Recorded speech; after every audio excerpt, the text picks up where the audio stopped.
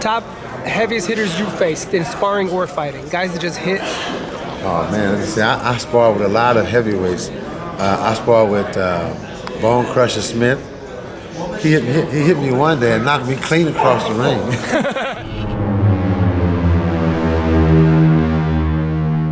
BONECRUSHER Smith turned out to be one of the most hardest punchers, if not out of 5 men in the world.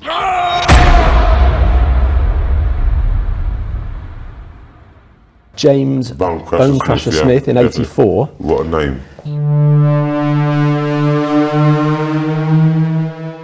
What a name. Yeah. It kind of sends chills, doesn't it? Yeah, definitely, yeah. Once again, we was knocked down by the heaviest puncher in the boxing, been BONECRUSHER Smith.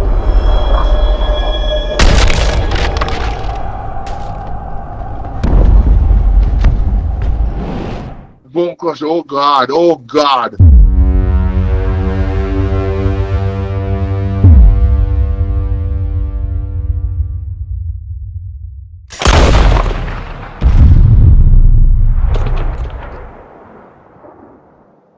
Mike Tyson has never faced a guy, an opponent, that can take him out with one punch, right? If I hit Mike Tyson with my best punch, he will go out. There's no doubt about it.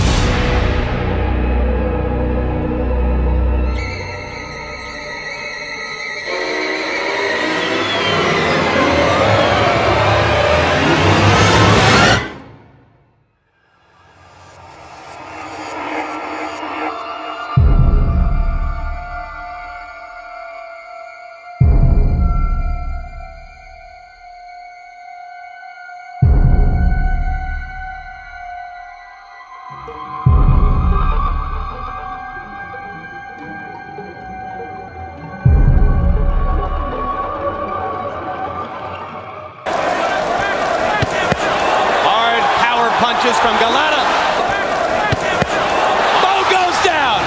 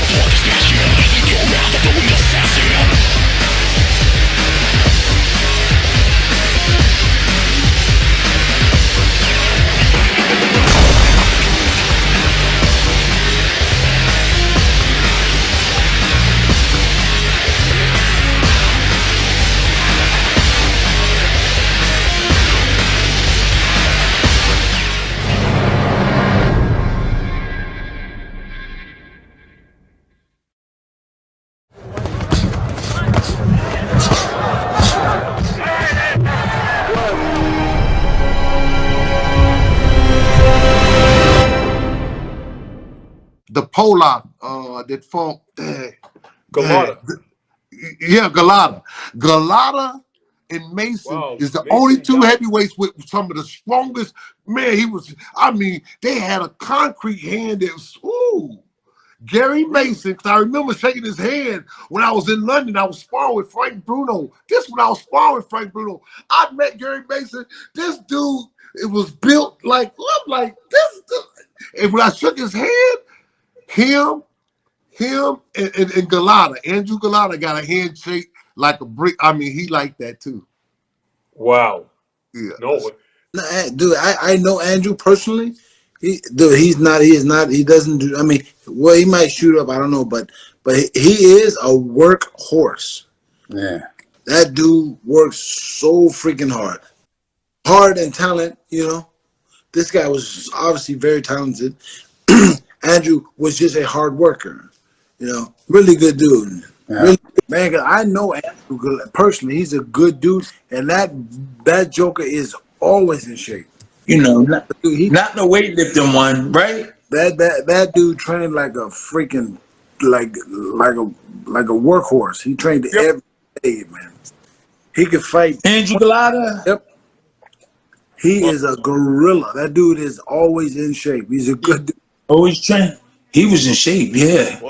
But he did have a Superman body, like. Well, when it started, I don't think I've ever seen anybody as big as Galata. In person, he has a dipstick, I think. He is absolutely huge. Clarify that? Yes, well, he's like a truck.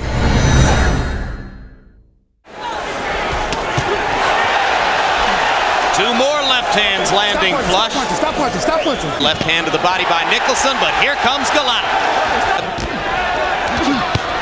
And a hard left hand by Galata stuns Nicholson with a left hook. And the right cross, and Nicholson's knees buckle for the moment. Andrew Galata and Nicholson was a really good fight, but what you saw, I believe Galata could beat the handful of them because he is so exceptionally strong, and he takes a really good punch too. Andrew Galata. As Hayden goes down. I think Andrew Galata is the most talented heavyweight in the world. Big, good-looking guy, strong guy, could punch, you know, could fight, could do it all, you know. Rebounded from adversity in some of his fights, but he's in big charge here.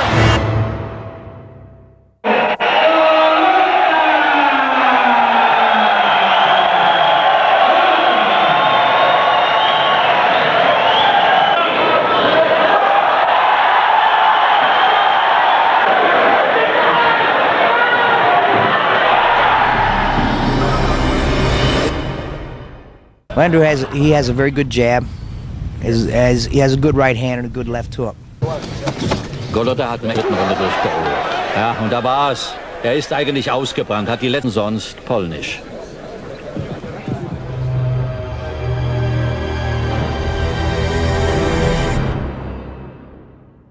Andrew has a good left hook and he has better endurance, and I think that Andrew's hunger and desire to become the first Polish heavyweight champion will give him a lift.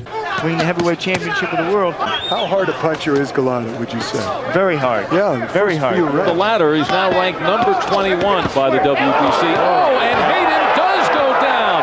For the first time in his career, he was fighting with fire.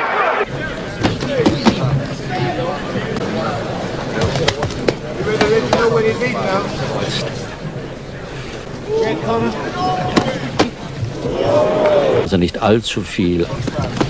Jones. Right hand got through. And another one. This might be quick. Galata's unloading with that right hand, and Davis has not been getting out of the way at all, and that's more, and down he goes. Solid shots from Galata, very impressive. Good right hands. I think he landed with 4 consecutive shots there. Accurate, wasn't he? Very accurate. Very quick. Enough, the right hands powering through. Very hard powerful. to tell too much, but what did you think? We didn't see a great deal of him, but he was very powerful. That was it was a short, sharp right hand. He landed with 4 good shots. He looks very strong with the right hands, that dude. He gets home with about 4 good solid shots going in.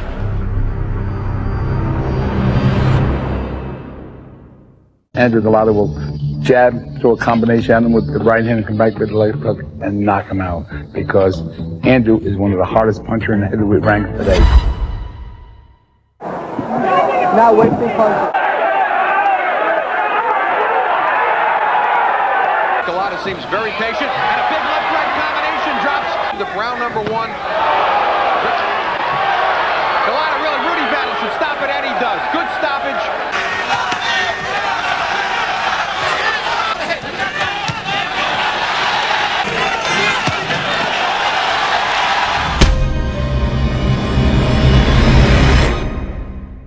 The undefeated Andrew Galata.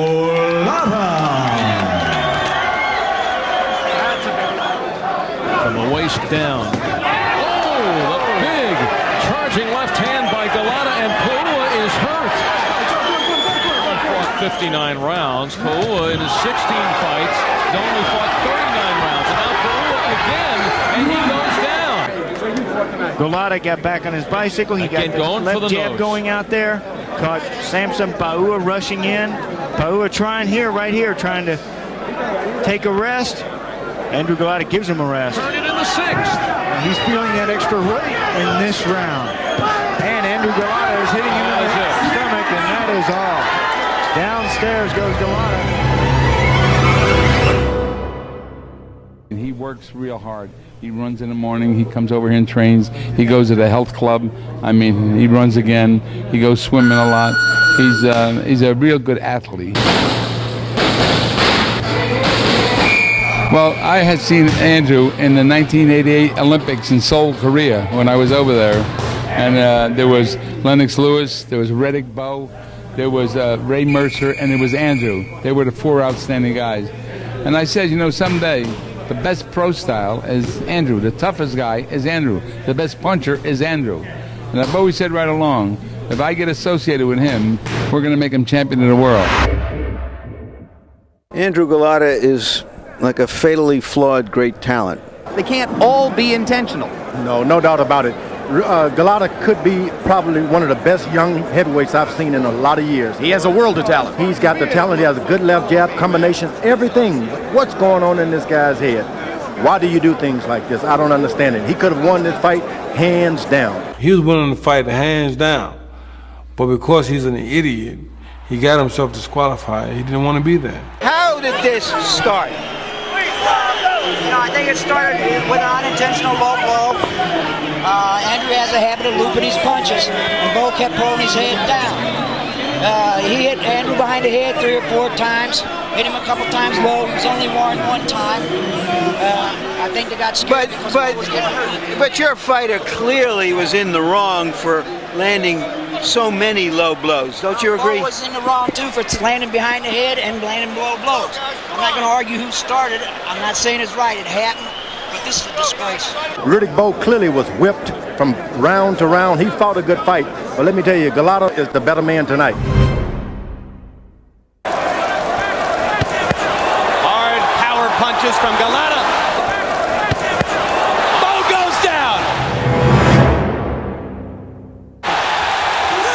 Second time in his career that Bo's been down, and he's wobbling badly. This was a good left-right combo. His first punch is to the body. Bo's not answering here. Hard right hand lands for Galata. George. Hard shots by Galata. Bo is wasted again. That's a knockdown. That's another knockdown. That was the punch that set up the knockdown. A very good straight right hand, and the punch again on the top of the head. And here will come the knockdown.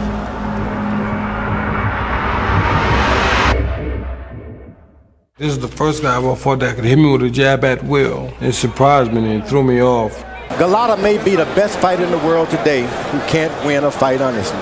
He beat Riddick Bowe, and I believe he can whip any fighter if he's given an opportunity in the ring. Off the potential that Galata showed tonight, that he can learn to fight without fouling, because there's something there. He is a great fighter. He doesn't need that in his career at all. Riddick Bowe, he's got to go back to school. Well, you know, Andrew Galata was a good fighter. He was a lot better than what a lot of people thought he was, and he was very strong, and most people couldn't beat him. But I couldn't see how he freak out and hit somebody low when he beating them anyway. I tell you, he the only person that ever fought Riddick Bowe and was beating him both times and found a way to disqualify himself. You know, it was just kind of sad, but he the only person that were able to fight Riddick Bowe straight up and beat him like that. Nobody else, wasn't nobody else able to do that. How do you remember Andrew Galata fight? Oh man, tough. Man, see, the thing about Andrew, people don't realize. He had bronze medals in the Olympics. all kind of amateur experience. Natural big guy. Andrew is the guy we came up together. I know what kind of talent Andrew got. So I was like, okay, this is the guy I always wanted to fight. I just wanted to match skill with him. To me, honestly, he would have been a dominant heavyweight. Andrew is the heavyweight body that I always wanted. He was the guy that when he came on the scene, 6'4", 240 pounds, everybody like, man, this is how big this guy is, and he's talented. Got a good right hand, can fight, got the jab, got just good boxing skills, but a knucklehead. I call him a knucklehead just because he never won a heavyweight title. And with all that talent and size, he should have been literally dominating the division for a while. He got the skill that everybody else wanted. He was just a knucklehead. He could have been heavyweight champion for a long time. He's right in the mix. Think about him fighting Michael Grant, messes up, winning. Get in with Lennox Lewis, I don't know what happened. When he fought Lennox Lewis, I was like, no, this is an even fight. 50-50. It's even, in my opinion. I was like, oh, I don't know if Lennox could take that right hand. He get caught with the right hand in the first round. And would have been the dominant guy. I'm telling you, he's in my era. He's the guy. I didn't worry about David. Didn't worry about David Tua. I wanted to fight Lennox Lewis like crazy. The reason why I fought Andrew, because I always wanted to, I just like fighting guys with skill. And so when I was fighting Andrew, he locking his right hand. That's how I'm looking at his right hand. I'm like, oh man, he trying to set me up. So let me get close and slug with him. Because if I stay out in bay and try to box like I normally do, he gonna catch me with it. You know, I have a lot of respect for Andrew. You know, talented guy, man. Andrew, I mean, I give him props. He's one of the most talented guys, especially to never win a heavyweight title. He's not stupid. He's a smart, very intelligent guy. He knows boxing. But like I said, he's a knucklehead for not doing the right things in the ring. Think about it. He fights Riddick Bowe when Riddick Bowe was at the top of his game. Everybody had him basically #1 heavyweight. Dominate him in 2 fights and get disqualified in 2 fights. Who does that? Dominating the guy the whole time. Would have won the fight, would have been considered the best heavyweight in the world. Everybody would have been like this. I was on notice. I'm like, man, he killing Riddick Bowe. I mean, just dominating him. And then gave it away. I'm like, who does that? The million-dollar question for Michael Grant tonight is this. Having dominated some of the better B-list heavyweights out there, how will he do against an A-list talent like Golota if Golota doesn't self-destruct? Make the guy follow you around. Hard right hand by Golota. Andrew Golota is super strong. I would say the Golota fight, bro. Oof. Yeah. Andrew's a tough son of a bitch, bro. Yeah. That fucker, man, is yeah, he's something else, bro. Who would you say of the people you actually fought in the ring was the hardest puncher? Lennox Lewis, bro. Yeah. And Golota. Golota filters into the mix now of possible opponents for the Holyfield Lewis winner. You put him there? Oh yes, most definitely. He has quick hands. He has that huge frame for a heavyweight that we like to see. He has pretty good punching power, and he throws a lot of punches. He showed a lot of movement tonight. He showed a lot of good things that makes for a good fight with any of the top 10 heavyweights right now. Golota, the big, strong guy, a roadie. Big shot to the body. Boy, body shots like that can hurt a man. Stands to the light left, throws the right hand, catches with a good left hook. He's in the ropes. The referee lets him continue even though he was in the ropes. He came back out.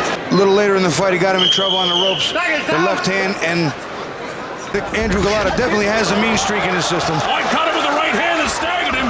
Now he's looking for the uppercut to finish. This guy doesn't want to fight anymore. The legs are gone, and when the legs go, the heart and the arms and everything else. Punch the right hand. Andrew Golota ducking under a wild left hook. Right hand right on the jaw. It's a comeback fight from Andrew Golota after the discrepancies with and the controversy. Controversy with Grant. And I think there's an uppercut we're going to see up in here. No, it was a left hook. Lock and reached around behind his back and hit him in the face with his right hand. Which I think was marginal at best. That, you know what? That's on the belt line. Technically that's legal. On the belt line, even if half the hand is low and half the hand is on the line, technically that's a legal blow. That's the rule, Colonel. Of all the 3 top guys that are fighting, who would you like to fight best? I fight anybody, you know. I don't care. You inside you, who would you like to fight best? I love Mike Tyson, you know, but Mike Tyson, not bad. Up to him, you know. Heading off with combinations against Galata. There's a and there you see the skill of Andrew Galata. Always had the skill, always had all the tools to be heavyweight champion. Now let's see. Boom, that came to the right hand, right as he stopped. What you're going to be facing when you fight Tyson? Oh, it's no matchup, you know. Tyson's a faster and stronger guy, I think, you know. And you know what? It would be very interesting fight with me. No, it's a right hand by Tyson. Another over some of Tyson's recent opponents. Tyson throwing a big wide right hand to the body, Steve. The left eye of Galata. Nice right hand by Mike over the top. Here. Oh, a big right hand again by Mike Tyson. See, Galata slapping here. He can't actually job, Steve. Oh, down goes Andrew Galata. What a right, straight right off the button. Galata is an overhand right. Watch his overhand right. That is right on the money. Galata's got a whole new problem. Here you're going to see it. He comes into him, bends, beautiful leverage. Look at him turn that shoulder in. That is a full power shot.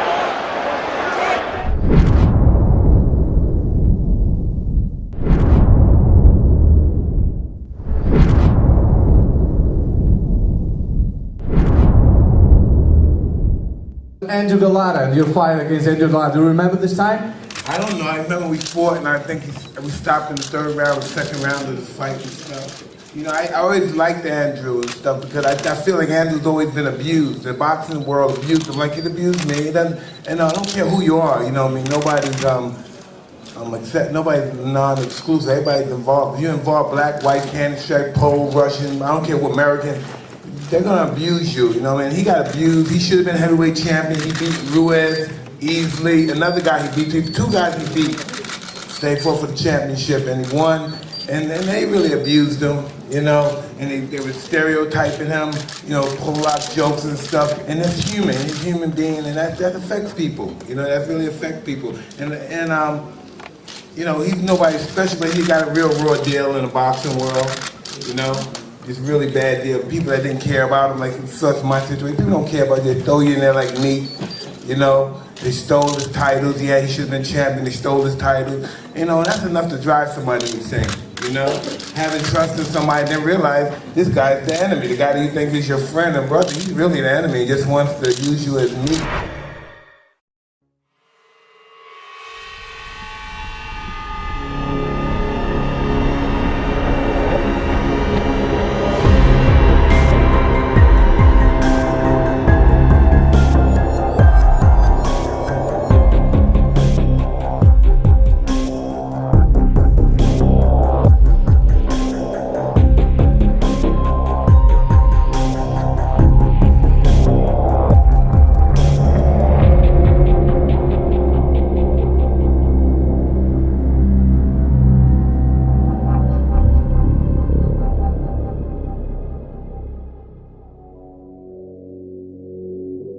The WBC heavyweight champion of the world, Trevor Birthday.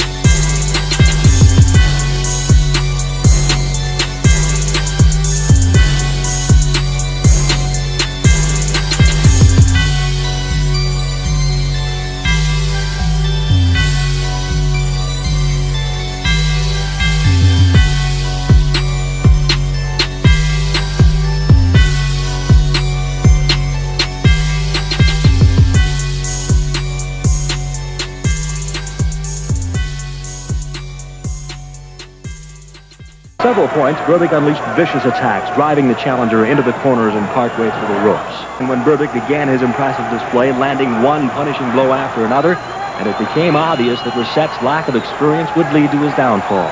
For Trevor Berbick, another step in his quest for another shot at the World Championship. Berbick is saying the bell should have sounded. Look at this!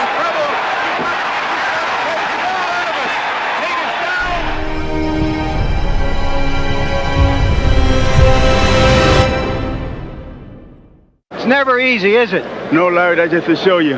They never give another opponent a chance. This man was strong, very awkward, and I predict a lot of things for this young man. All he had to do is be in shape like he was for me. Trevor Berbick tonight took everything that Larry Holmes had to offer, and he still was standing at the end of 50. Berbick was in tremendous shape. He was determined not only to go the distance, but to win. And he deserves a great deal of credit. Have you ever hit anybody harder who could take a punch as he did? No, I think I hit a lot of guys harder, and they went.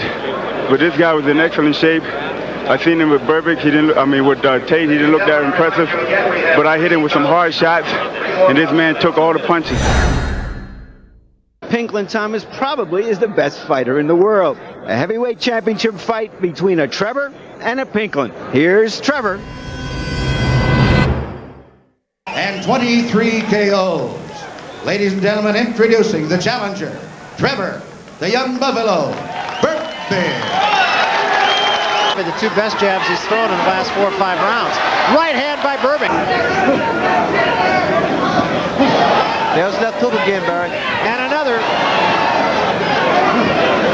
Here we go again, another left hook. And Thomas still has not raised that right hand of his to Thomas punches. No, all arm punches. And look at the hook. And Thomas is in ready trouble. to go. He is in serious trouble. Berbick right on top of him.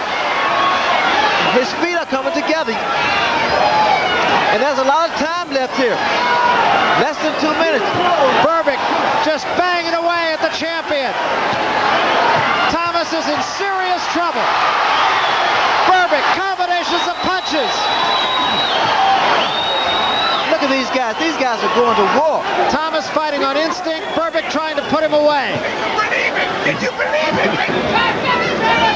That's one of the best rounds I've seen, Barry, by heavyweights. Trevor Berbick is the aggressor. He's landing the stronger, harder punches. Trevor Berbick, who fought his heart off, fought a great fight. No question about it, Ray. He fought a very good fight. In fact, Pinklin Thomas fought his fight. He stuck to his plan, working the body, threw some beautiful left hooks. What about the heavyweight that hit you the hardest? Do you remember who hit you the hardest? The one that you really stung the most? I'll be honest with you. The heavyweight, and it was the toughest fight, one of my toughest fights, and that was Trevor Berbick. The fight with Berbick was a hell of a fight. I think I lost that fight by 1 point. If I would have won another round, the fight would have been mine. But unfortunately, and all of it's in the book, but Trevor was a great guy. Hell of a fighter, strong puncher, and had some skills, so I don't take nothing from Trevor. I don't care what nobody says, see what, because he did the 15 with Ali, he did the 15 with Larry Holmes. This guy, he wasn't no joke. He was tough. If he lets Berbick take this round, Good right hand of Shane Sutcliffe is in trouble here. It's over. Miracle. 45-year-old Trevor Berbick. The crowd is with him. Is the brand new Canadian champion. And this is a real knockout. I mean, no question about it.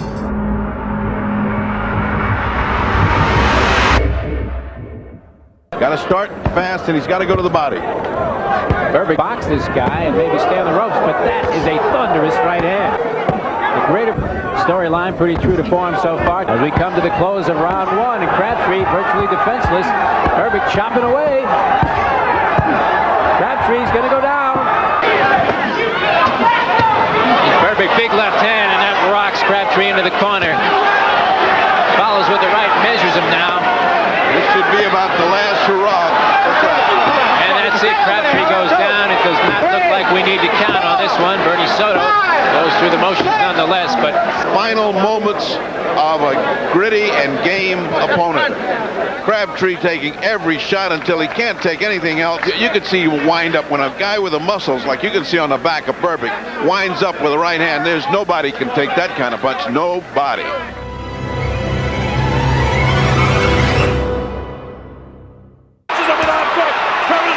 But this is a poor fight plan. Oh, the right hand gets him behind the left ear. In front of him. That is, a left hook that really caught him. Oh, and clips him with the left hand. Getting through with the right hand, the left hook.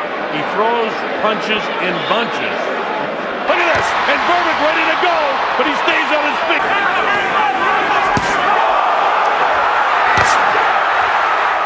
Crushing right hand. Wow, with a left hook, then a right hand right in the temple bone, and he's in trouble here. In the second round of that fight, he hit him.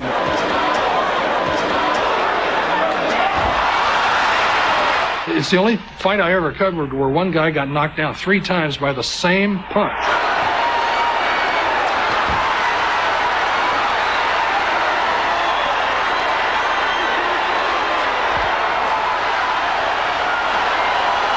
Boom, right off the temple. Right off the temple. It's easy to hit. The guy don't throw everything. Look at that.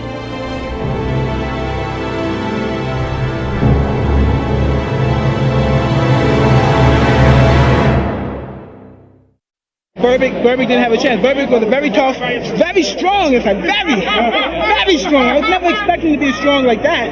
I knew he was strong, but I didn't expect him to be as strong as me. He was very strong.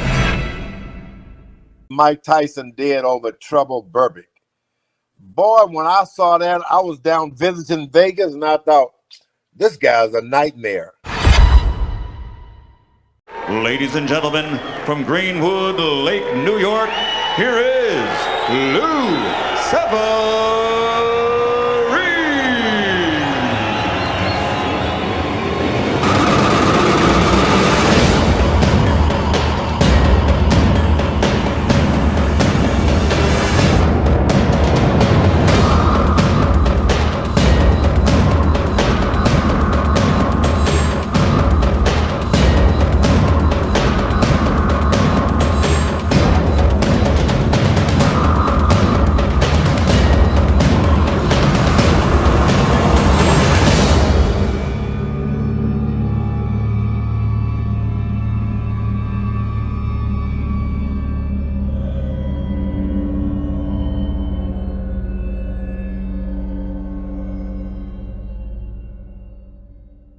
Lou, the Bronx Bomber Savarese.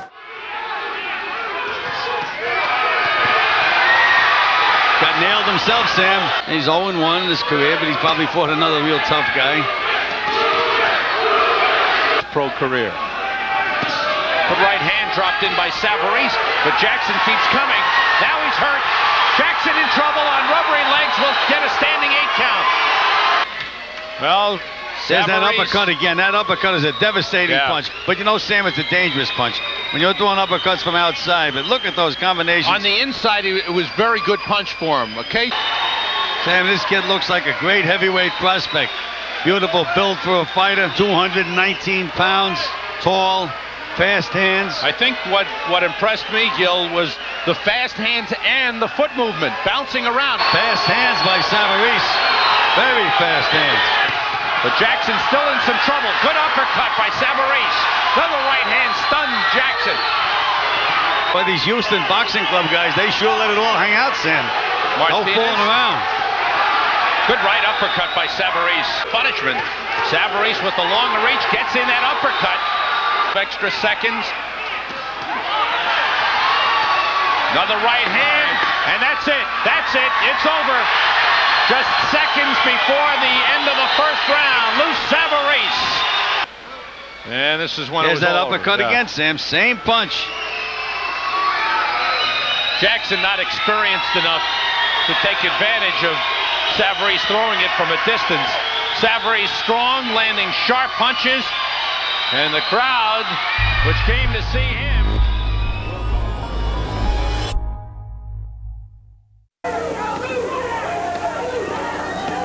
To walk right in.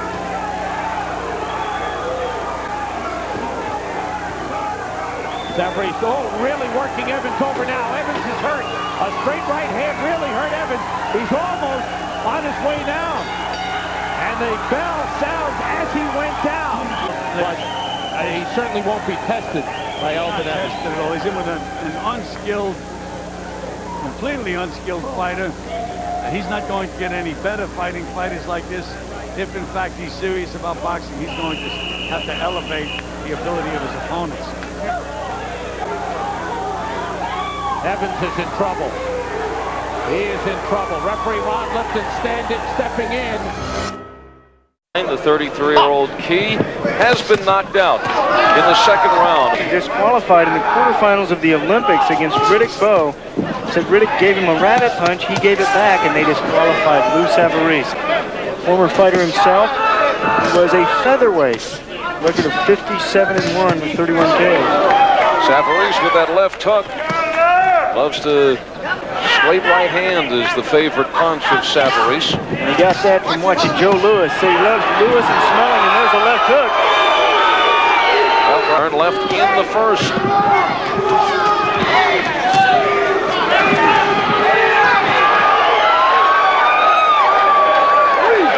Does he want to beat the count? No, he doesn't. Of a feeling of relief on the face of Max Key that this is over. Lou Savarese unable to break a sweat, but the key here, as you had mentioned, now goes to 18-0, 16th knockout, 9th in the first round. Your thoughts on what's at stake and the opportunity for you? It's a big opportunity, take full advantage of it, and just go out there and do what I do best, work off the jab and let everything come off of it. What do you think of the style that you'll face, and if this goes into the later rounds? Well, it's just going to be endurance. Full in great shape, and I feel really good. Well, you talked about the opportunity. You pumped up with that? Is this really big fight for you? Big fight for me. Each and every one has been a big fight since I've been back in this gym. I feel really good and going out there and do my thing. Had one of the vintage jabs in the heavyweight division. By Savarese sends Douglas down. First a knockdown in sequence. Tell us what you see here. Well, I was looking, and he kept dropping his jab. And I kept, perfect.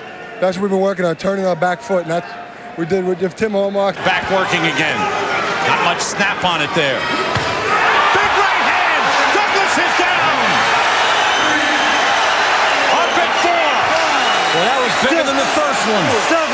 A lazy jab, and Lou Savarese very opportunistic there. Then he watched his big right hand here, the second knockdown. That was titanic on the temple. And comes Savarese again. There is no 3 knockdown rule. Douglas is hurt. Almost ready to go. The referee can stop it though. He could smell this big opportunity. And it was not over when Douglas went down. It was over halfway through the count when he flopped back. I wasn't sure that. No knockdown. That is no knockdown. No, it is. Excuse me. Douglas can't get up. It's over. Comeback of Buster Douglas is stopped in the first round. NBA heavyweight champion of the world, Lou Savarese.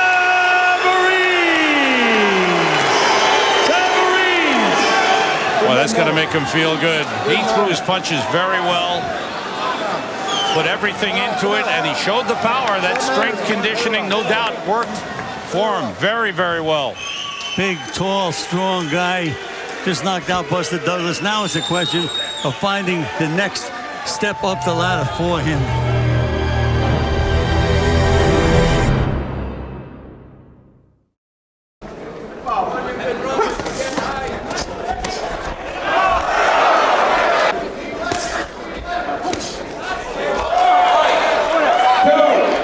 At 1 minute and 39 seconds of the second round, and a winner by a TKO, Lou, the Bronx Bomber, Savarese. Alltså att tänka sig att släppa in Savarese i samma... bra höger, tung höger och den tog. McDowell kommer han in med ytterligare ett par höger. Faktum är att han har honom lite grann i kris här. Och så uppercut, tung fin, Santa in. Och där kommer den långa raka. Han säckar ihop och han vill inte mer och det är slut. Och det visar att han har killerinstinkt i sig.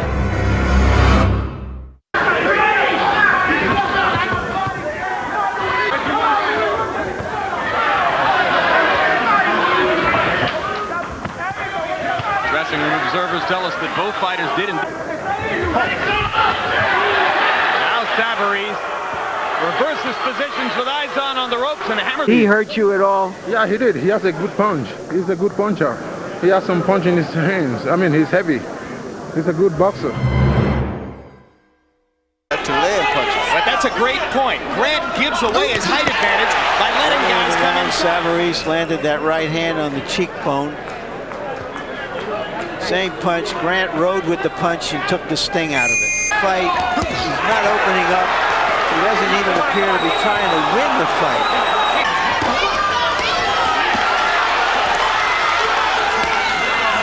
Here. I think that's his biggest strength, Roy. I think so too. He keeps working to the body. Scar tissue around Lou's eyes, and he lands a right. Savarese throws a right hand.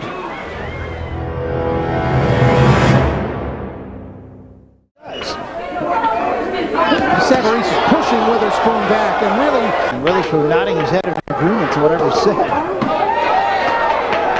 There's a right hand, down goes Witherspoon, right on the top of the head. Savarese can close the show. And he's ready to go again. Witherspoon covering up. Body shot and a good one. Witherspoon is in big trouble. 13 seconds now, 10 seconds to go in the round. Witherspoon covering up, and he's not punching back. John Shorty watching, and that's it. Lou is strong. He came to fight that fight. He was in shape. I wasn't. I thought it was going to be easy, but I really didn't look at a lot of his fights and say that this guy could really punch, and he probably, if I'm not in shape, he probably could hurt me. He was strong. By TKO and new WBO Intercontinental Heavyweight Champion, Lou Savarese.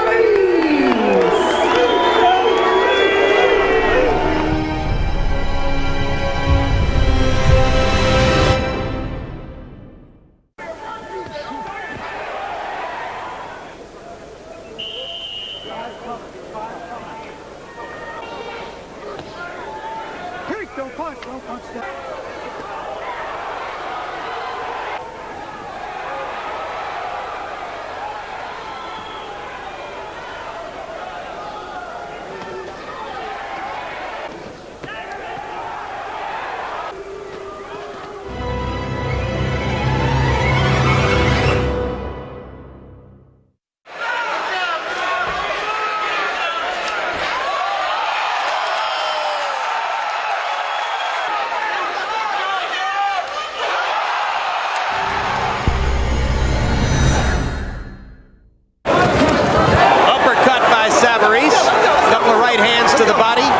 Late in the round, you saw that Savarese in close, threw a nice little right uppercut, shook George's head back. But The man who spoke most, and there's a hard right hand by Savarese up top. Savarese is staying right in front of George, landed a nice straight right and two left hooks. But staying in front of George has not been a formula for success in the recent past.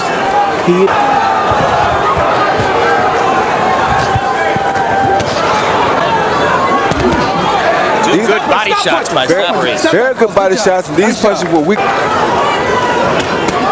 Oh, good body shot by Savarese.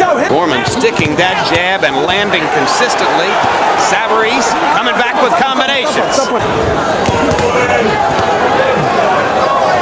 Is there blood from Savarese? Fight that Savarese is fighting right here. Savarese's jab output has gone down in every round so far. He threw only 10 jabs in the fourth round. Had shown that he couldn't take a big man's punch in the past. But he's hit Schultz with a lot of clean punches. Savarese has been landing some heavy blows. Louis. Maybe starting to show a little here.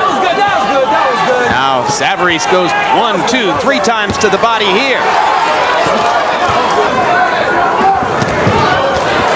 Good right hand inside by Savarese.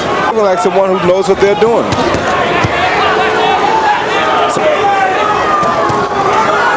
On the inside, neither chooses to punch so much.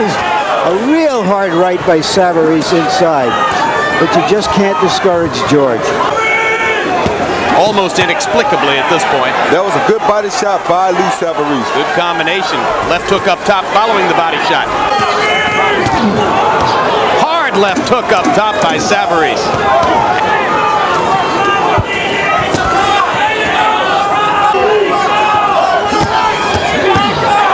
Three-punch combination from Savarese by Foreman. Good body shots by Lou Savarese. I agree. I think that was not a good... Oh, there goes Savarese. That left hook hurts Savarese, but I don't think George knows it. Hard left hand by Foreman. We heard you say in the corner, I don't understand how he's standing up. I did not understand that. I hit this guy with lead right hands and lead left hands that should have dropped anyone. I don't know where he's got the strength and the legs to do that. I still don't understand that. Break the rules at all times, display good sportsmanship, and obey my instructions. Shake hands. Good luck to you both. 21 that Tyson threw. It was like a kick from the heart, and the first one that puts Savarese on the floor. He looks back. Is Savarese going to get through this opening round? Oh, another big left. It's going to be stopped. It's going to be stopped. It's all over. Oh, and he's still... I got to throw a question out there. Carl, I got a question. All right, we know you fought Mike Tyson. Recently, everybody's heard he's going on this rant about this drug and all. Man, what's your take on all that, man? It's funny you say that because you learn as you get older. Life is a marathon, not a sprint. So, you know, I love Mike and I pray for him and everything, but he's got a lot of issues. So, you know, to go back into 2000, I wouldn't give up anything to be in his position. But now, I look at him and I have empathy and sympathy. So he's in a rough position right now. I love Mike. He's a human being, great guy. He's got issues, and you know, I think if he had the opportunities that I had, my parents were incredible. I think if he had those same role models, he'd be in great shape right now.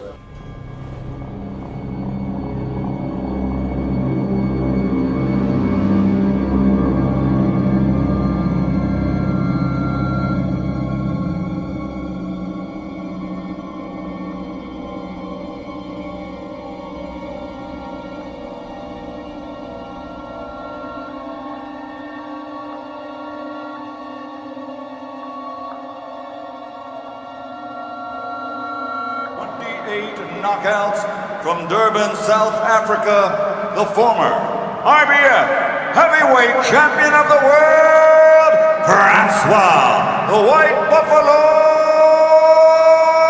Botha.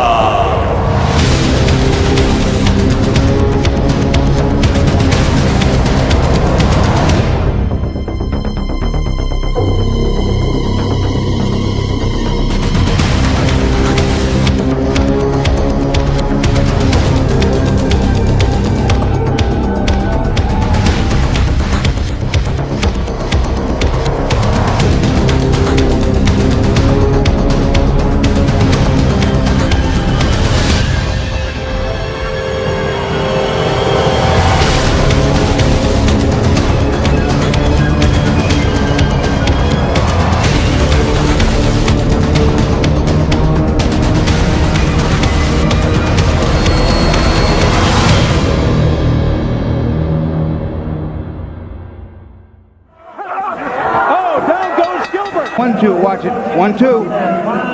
It's right over the top. Right on the temple. I'm surprised Gilbert's so for it this late. Good strong right hand though. It bent him in half.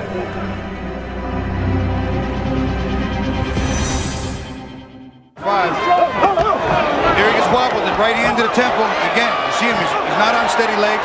Trying to hold on. Eventually a nice right uppercut in here. Right there. And both puts him on the canvas. Right hand, pretty simple. Right on the temple, right on the temple. And look at the legs of Etienne. He's wobbling. He's He's doing a Leon Earl, unusual dance. Does not look steady at all, and eventually winds up crashing to the cam. Right there, right uppercut.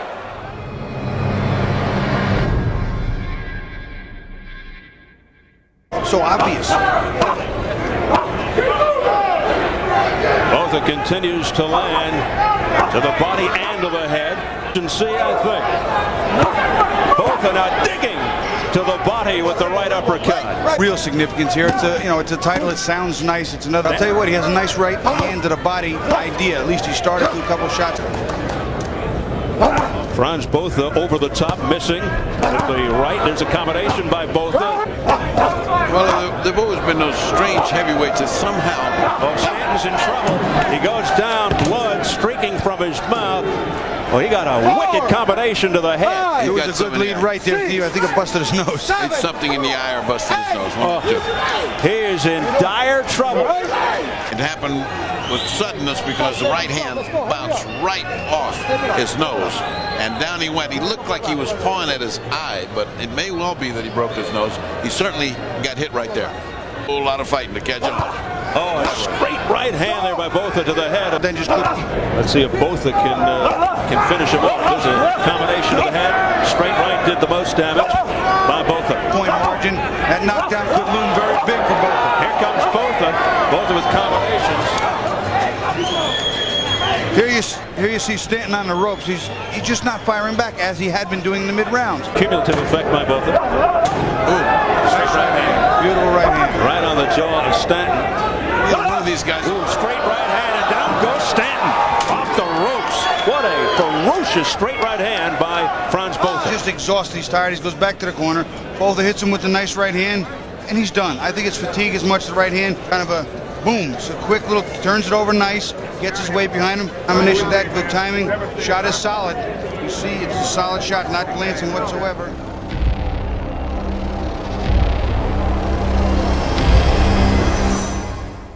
A saber qué va a ocurrir, porque en el semifondo estaba programado el argentino Sebastián Luján enfrentando al norteamericano Mike Jones. Acá Botha, acertó con esa derecha. Se amarra Gran, no está bien. Lo mejor del sudafricano en pelea.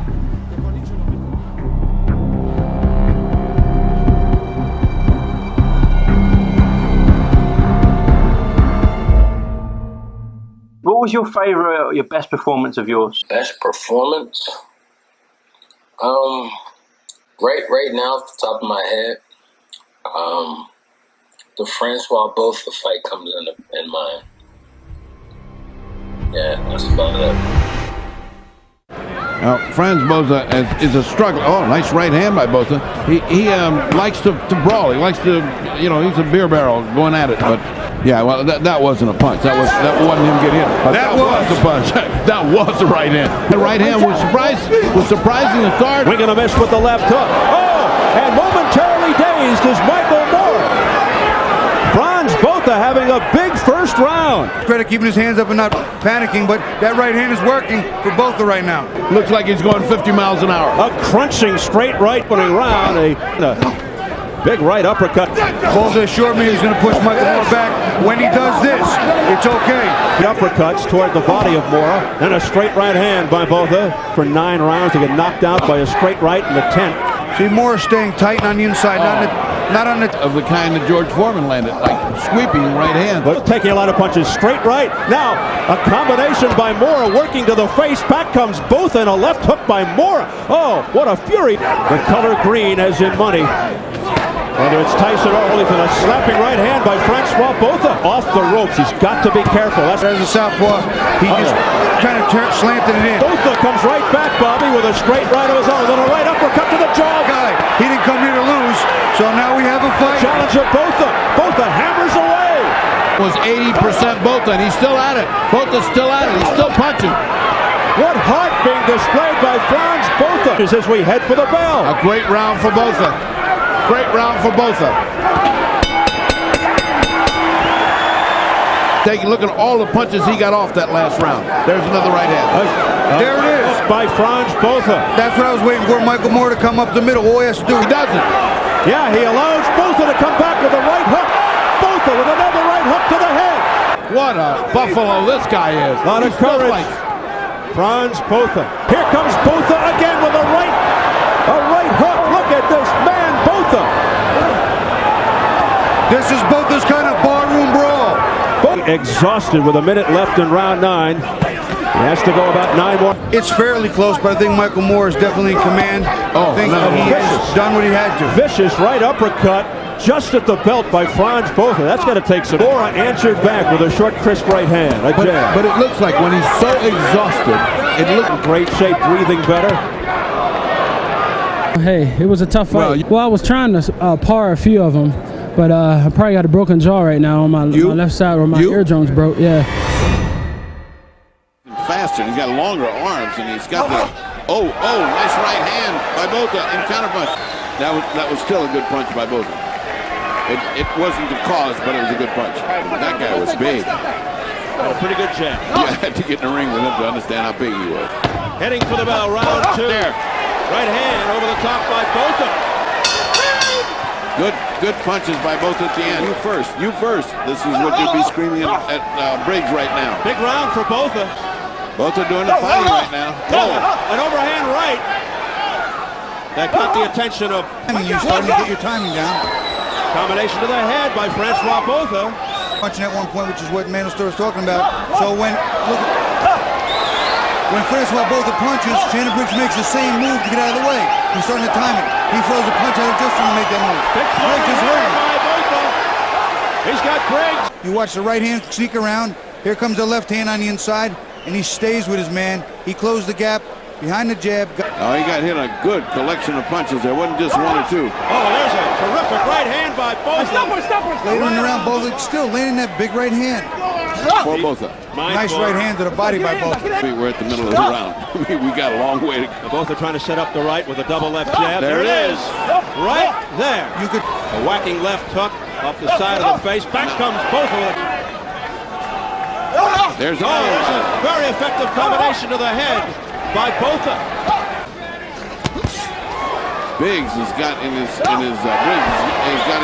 Overhand right by Botha that scored again. Very polite referee. Great right hand by Botha. This is with this. Jab, right hand. Another right hand. Counter right hand on the inside. Right hand in a hook. That overhand right continues to be a big weapon for Francois Botha. That right hand. Boy, the left hook is the one to paint you. Now he goes to the body again to the chin. A right hook there by Francois Botha to the face of Briggs. It's Botha all the way right now. Under the body. Another one to the chin. Followed up with another one in the left hand. What a wild miss there. And Botha counters with an overhand right. Asian above the right eye of Botha, who just a cut over the left eye. Briggs, a straight right hand by Botha right on the nose. Briggs is in a little trouble now. Yeah, Briggs a little up. It's right there. There's the jab. Bang. Right hand on the button. Closes the gap. He's on the inside. Body shots. It's a guy bigger than him, faster than him, with longer reach. You never would think it. It's almost ridiculous. I cannot understand why Shannon Briggs doesn't have... Stop punching. Let's go. Ineffective punch. That right hand, get inside work there. Straight right hand by Botha. He's coming back. Oh, just before the bell.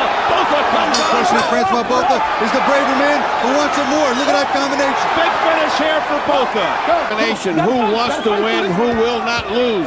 Botha. Oh, what a powerful overhand right by Botha. Right on the face of Briggs, and the crowd going wild. Remaining. Another straight right hand by Botha.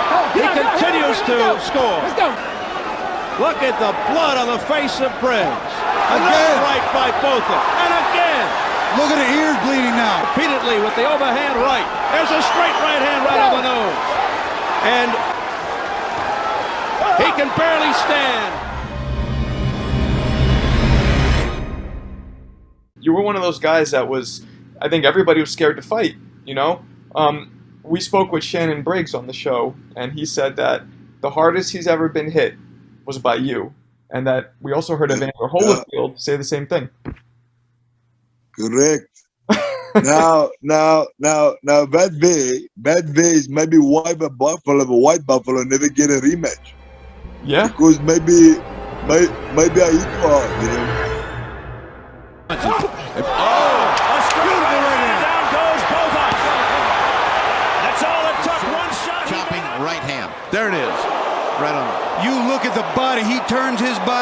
into this punch, his hips, his shoulders, from the floor up, he drives this right hand in. Bobby, take Here's this. a different angle, and you can watch both are coming and what he sees. Mike steps into him, bang. He turned his whole body, his hip, his legs. So you think that Tyson had more power than Lennox? Yeah, definitely. Who was the best fighter you ever fought? Yeah, you gotta say Mike Tyson. It's a great event. I mean, it's a fight that I clearly easily could have won easily, but you know, he's got the power to even knock you out in the last round. And like I said, the punch that he landed, Tiger Woods couldn't hit a golf ball better. Would you say that Tyson was the hardest puncher you've ever faced? Oh yes, by far. You know, but he's like I said, he's got the power to knock you out in any round. And he threw a right hand, but I think Tiger Woods couldn't hit a golf ball better than that. I mean, Mike Tyson has got power to knock you out in any round. Doesn't matter if it's the last round, he'll be catching you out. Now, speed is power. I mean, Muhammad Ali showed us that many times. But with speed, you know, speed is power. And the thing with Mike Tyson is he's got both. You know what? Mike's got the power that can knock you out in any round. I mean, the punch that you miss, you win your full pace your fight. That's the power he's got.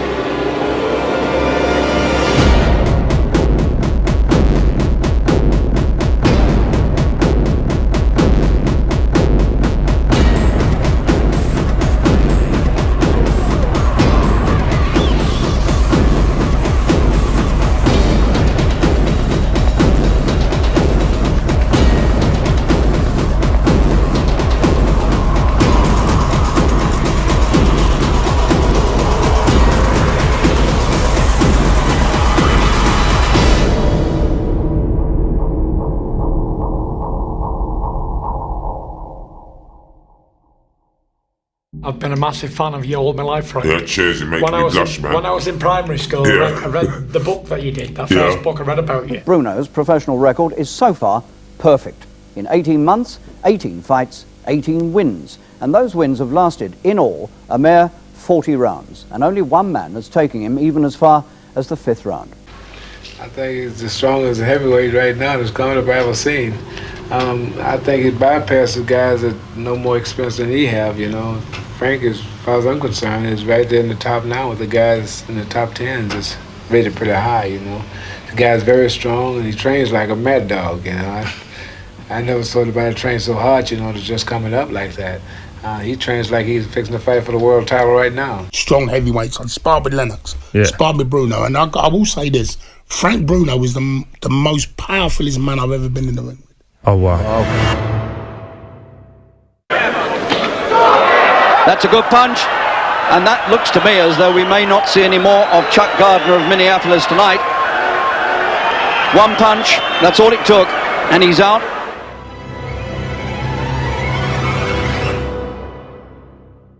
Who hit you the hardest in your career? It had to be Frank Bruno, fighting him in my title defense, to defend my title for the second time, and he hit me in the eye the first round, and that was one of the very few times I had a swollen eye in my whole boxing career, because I only had a swollen eye maybe 3-4 times out of the 39 years. Oh yeah. Yeah. You mentioned that. It's a hell of a swollen lip you've got there, Lennox. Oh yeah, these are the injuries that you can suffer in the boxing. It's not an easy game. Yeah. Say no heavyweight champion's been stopped on his feet, just one punch. It was so quick there. Let's have a look at it again in slow motion. and let people see what they think. And it's the right hand come in there that does the damage, Lennox, and give you that split lip. Now that was 31. Let me tell you something. Bruno hurt me a lot worse than that. Frank Bomber Bruno. And a right hand puts his man. Oh, he's got him a right this time, and I don't think Sander was. Oh, there we are. Nielsen a big man, but crouching over and taken with a right hand. The American Bill Sharkey became victim number 18. Bill Sharkey's 2 minutes with Bruno were long enough to judge the big man's potential. You guy is an awesome puncher, I'll tell you that. I boxed with even the guys I hadn't fought. I fought Weaver and a lot of I fought Knutzy, who was definitely a hard puncher. But I boxed with George, every big heavyweight there was. I boxed with George Foreman even. This guy is an awesome puncher. He's comparable, very comparable to George Foreman in punching. That was a good left hook, and it's taken everything out of Jameson. His leg came up, his right leg came up as he got a hit, and the following punch sent him crashing down, and that, I think, is going to be the end of this fight. Bruno has just shown the American public what he can do with a punch. Lawless is delighted. That is an amazing win. And that was back in November 1984, a 10-rounder against a man called Phil Brown, and he's got him! Believe me, I've been hit by Ernest Shavers, George Foreman, Big Cat Cleveland Williams, and there's no difference in those guys in his punching. So last we've got one, have we? We've got one. All you got to do is bring him on, take care of him like you're doing. You got your champion. He had a body cut from rock and could punch as hard as any human being on the planet. Oh, he's got it. Start of the second round, and the Belgium is over, and that might be it. He is a fantastic puncher. I think in years to come, once he learns how to throw that punch the right way, he's going to be one of the hardest punchers in the heavyweight division. Well, Floyd, you've had a look at Frank Bruno in training, now you've had a look at him in a fight. So what's your opinion of his future now? Well, I think he has a very bright future in front of him. Tonight, he showed me something he didn't show me in the gymnasium. But all the same, we've got a good young heavyweight prospect. You have a very good prospect, yes. I would say certainly you have definitely a very good prospect. Frank Bruno, a fellow I think you know back in Britain, and everyone's wondering if at some stage you two might get it together. Well, I don't know. I haven't heard anything about Frank for a long time. And, Frank is a friend of mine. We knew each other for a long time, very long time. And I hope the best for him. And I would love to have, if the negotiations is right, to get a fight for both of us. It would be tremendous for international affairs. Bruno's power has got to be the decisive matter. In the early rounds, if he lands with a clean punch, he can win the fight early. Nobody could have predicted that Bruno would do it like that. Under 2 minutes, it's quite unbelievable. Coetzee never suffered a defeat, anything like it. And there's a man who's been in with the best of the world. The left got him on the right to the temple, actually, and he went out back for all the people he's met. Greg Page and Witherspoon and Weaver and Thomas. Nobody's ever hit him like that.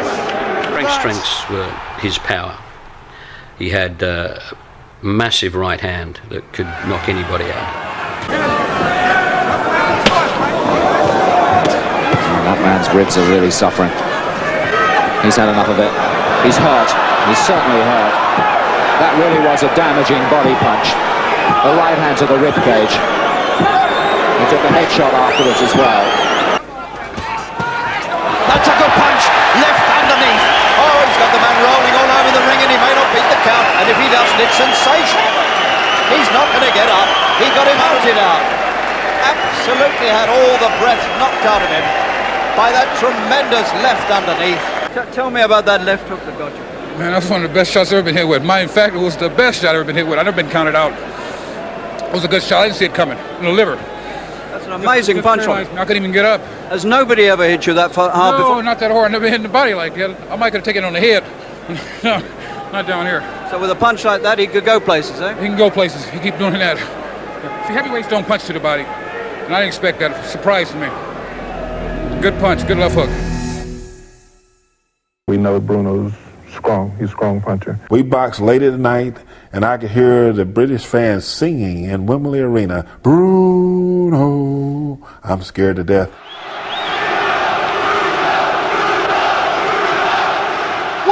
the big night you're over here against our very own, our hero, our legend, our folk hero, our own boxing royalty, Frank Bruno. What do you remember about the build-up to that night and the fight with Frank Bruno, champ? I was running out of time, and I had to make a decision to take him out in the last round, but that was a tough fight also. In your backyard, London, England. Did it surprise you how good Bruno was, champ? Did you think he might be easier? Yeah, he was big and strong and tough. Yeah, he was a tough guy. Only one defeat on BONECRUSHER's record. Bruno recently promoted to number 9 in the world rankings. There's the first big right.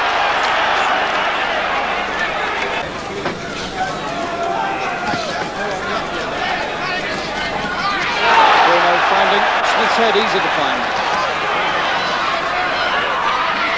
First round that threatened no good for Smith. Smith took that on the side of the jaw.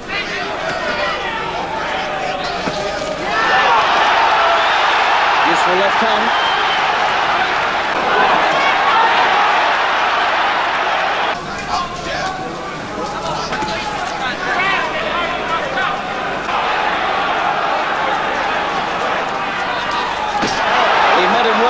Hook over the top.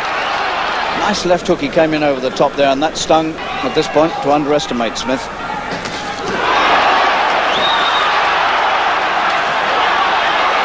He's taken 2 or 3 of Bruno's best punches, and he's still in there and he's fighting back.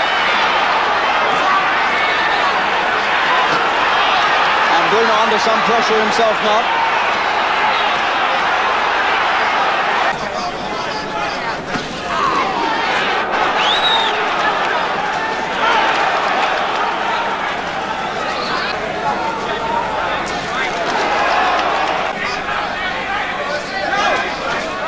Good right. Bruno met him with a beautiful right towards the end of this round. He met him coming, there it was. Almost pulled him up in his tracks. Beautiful right uppercut. He's sighting that one up. The bell's coming up, there it is. He looked as though he might go in there and do some damage.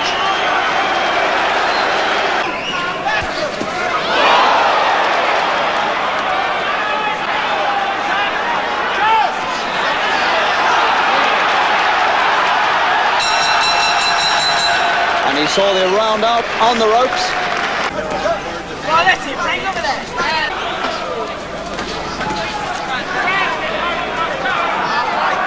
Round 7.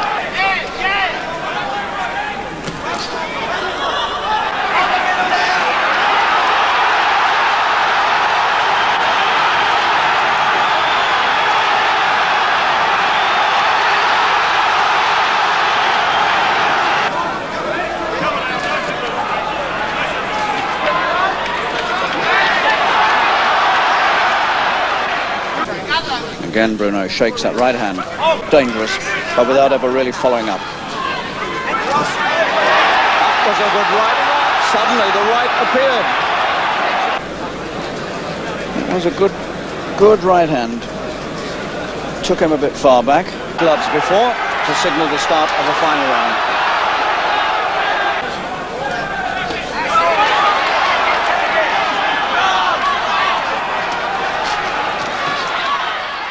Name of Frank Bruno, and he was undefeated. He had knocked out everybody. Everybody he fought, he knocked him out. Anybody who hits like Frank has got a chance with anybody in the world, because you only have to hit somebody once in the right place at the right time, and you won. He's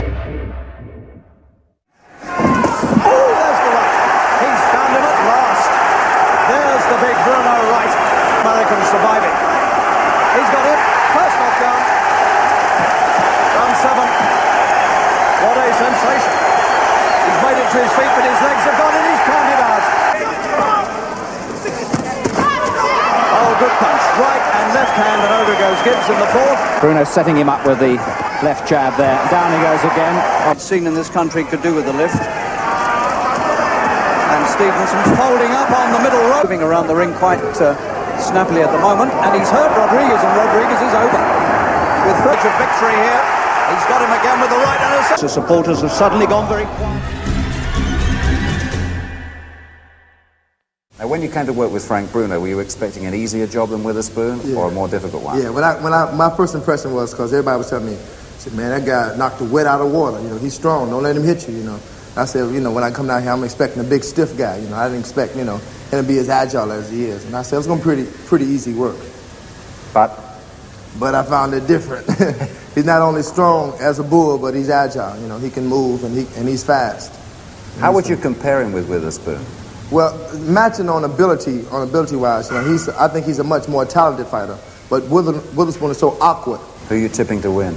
I'm gonna have to go with Frank. I wouldn't be down here working with him. You know, I don't attribute myself to working with losers. You know, I work with 3 world champions, and I think that's, you know, that's something good, a feather in my cap.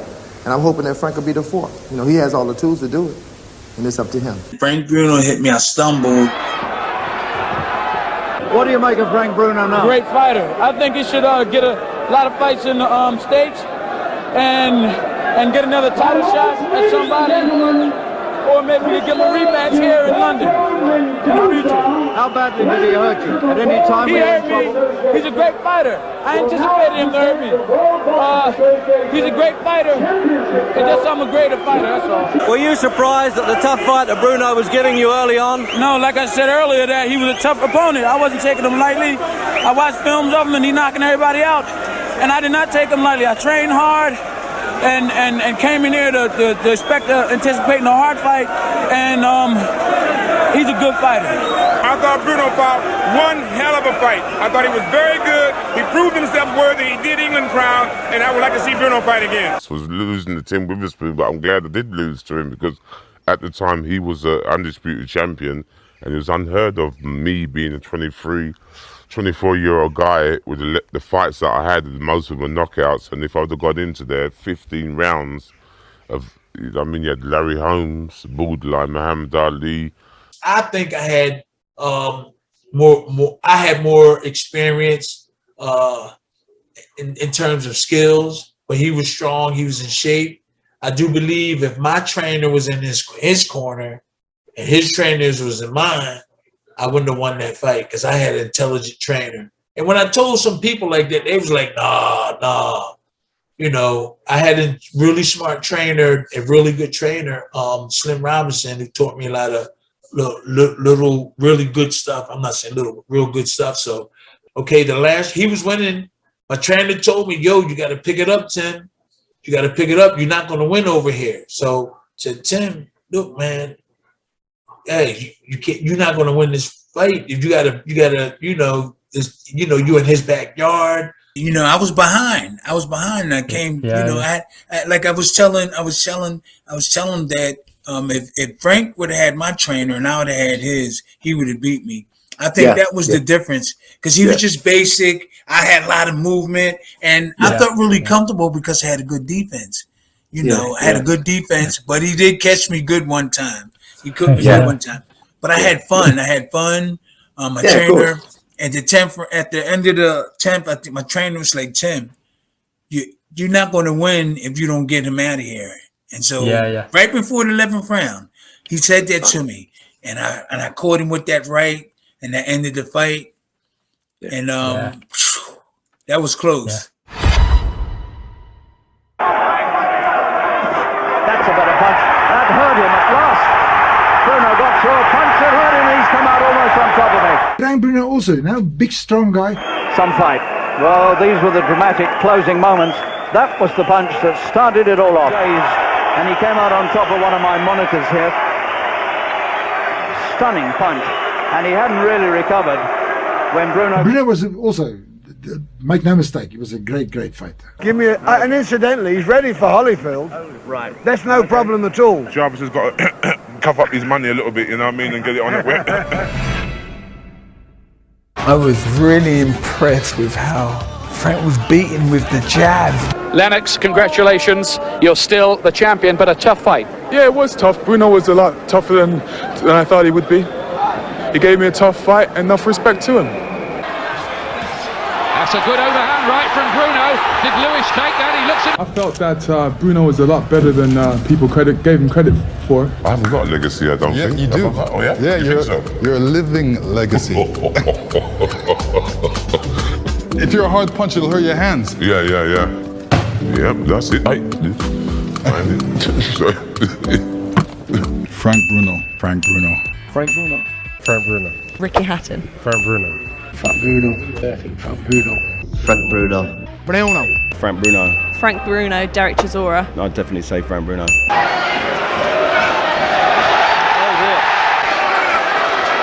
Already Bruno's jab's giving him some trouble. Just turned that into a left hook. This fella's not going to come up to him. He's not going to make it.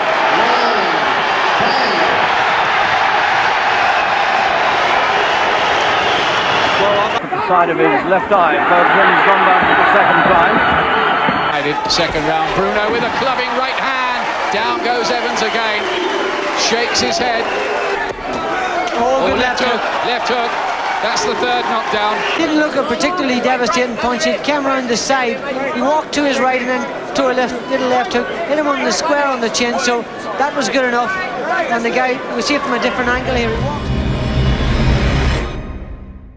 One of my things I got respect for Frank Bruno. Flat on his back.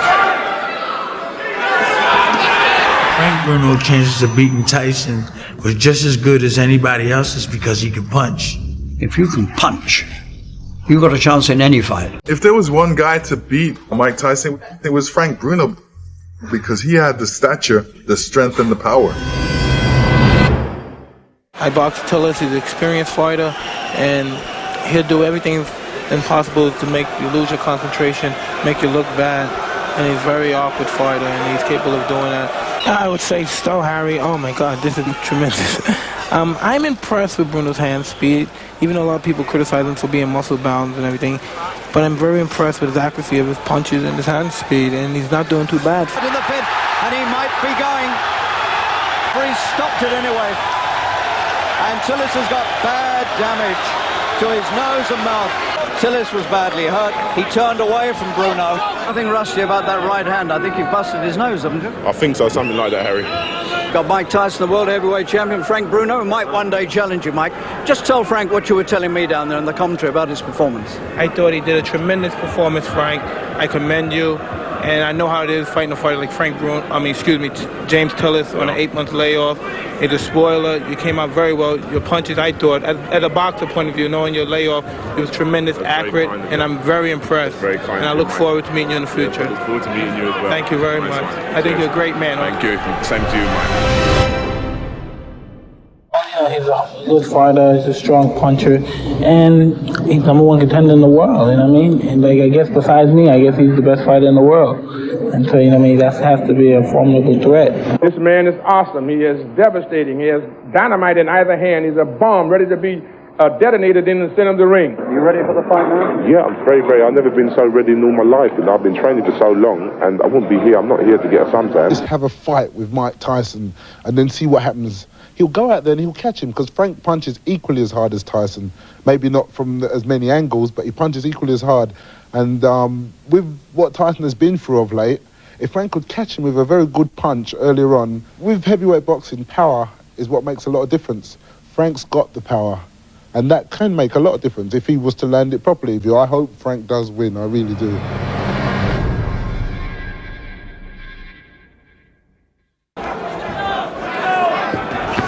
The punch that really did the most damage was the uppercuts, little short uppercuts.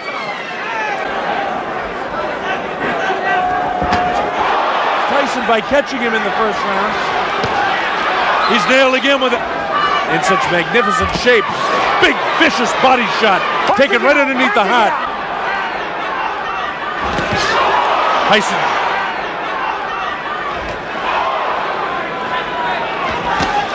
Vicious body shot by hanging on to him, by tying him up when he comes inside. That light, oh, another right hand gets through. Get through, Jim. We're able to slow down Frank Bruno. That shot there, the uppercut.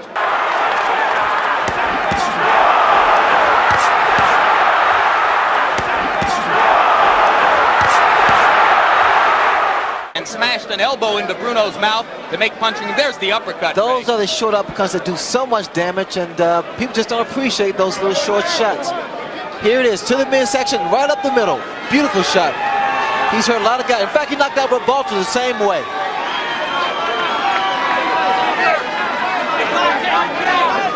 You see the leverage of Mike Tyson. There, to the body and straight up the middle. I'm gonna use that shot one day. Has any heavyweight ever thrown the uppercut with such devastating effect? Not that way, and Jim is short and powerful and a great deal of leverage. Followed by a right uppercut solidly to the face of Bruno, and after that, the challenger was just holding.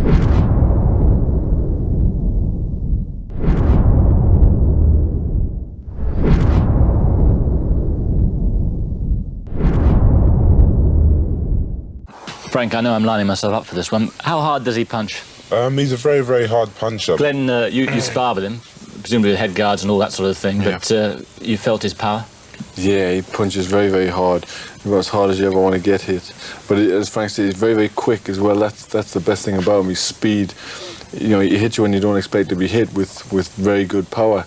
And that's what does everybody, as you see in the tapes there. You know, very, very fast.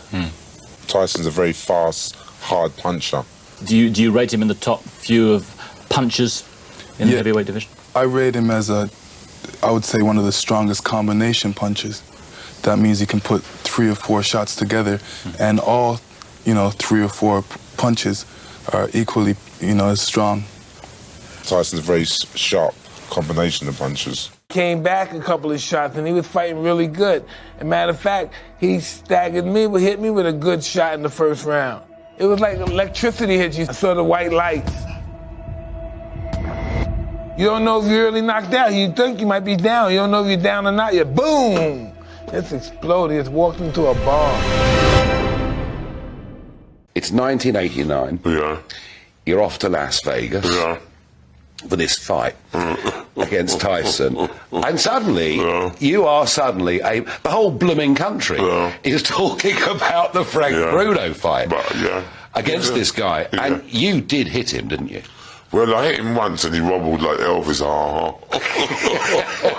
I thought you had him. Yeah. We're all cheering at the telly, I thought I had him as well, but as soon as he recovered, he punished me and gave me some beatings, Tyson.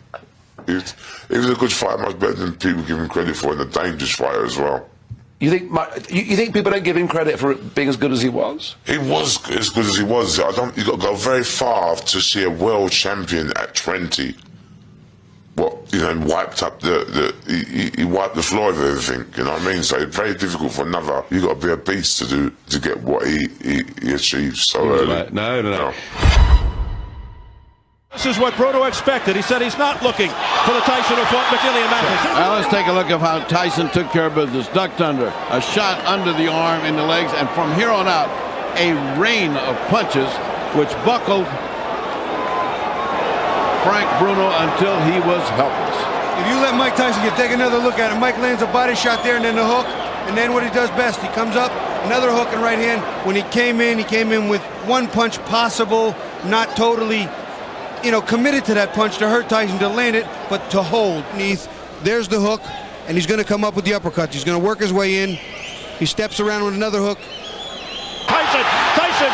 Frank Bruno until he was helpless. That one hurt. You would see the knees buckle if we had a bigger angle. That uppercut is such a vicious punch, I can't begin to tell you. And he gets such a leverage lifting his opponents off the floor. Boom, there you go. And then another one. The best ever! Laying it on, pouring it on. Down goes Bruno into the ropes. And it is all over. He is a finisher par excellence. And he finished tonight, and Frank Bruno had no chance. A ferocious display by Mike Tyson. I've been in there twice with him. You know what I mean? And I should know, but Lennox Lewis is a good fighter as well, but Tyson's a dangerous hombre, man.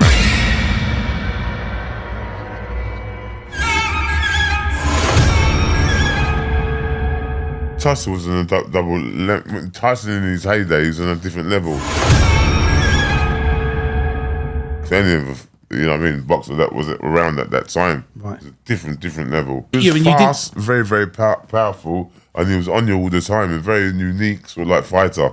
Mike Tyson. How was the fight between Lennox Lewis and Tyson? Who was a harder opponent? I think Tyson, very, very awkward, very difficult to catch. But I think Tyson was on the slide then, he was partying too hard.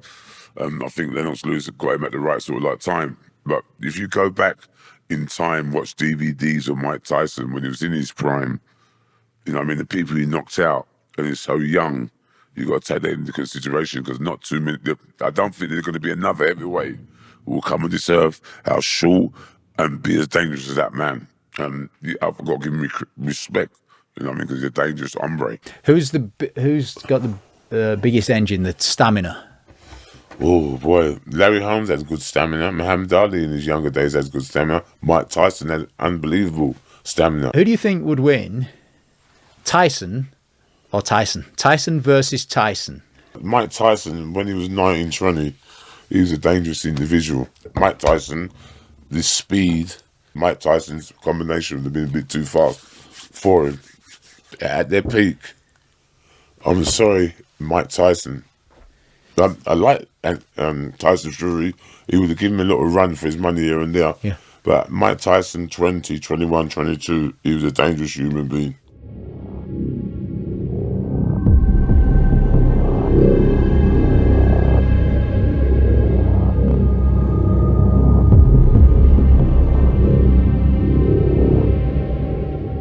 Ladies and gentlemen, one of the biggest left hookers in the business today, he is Donovan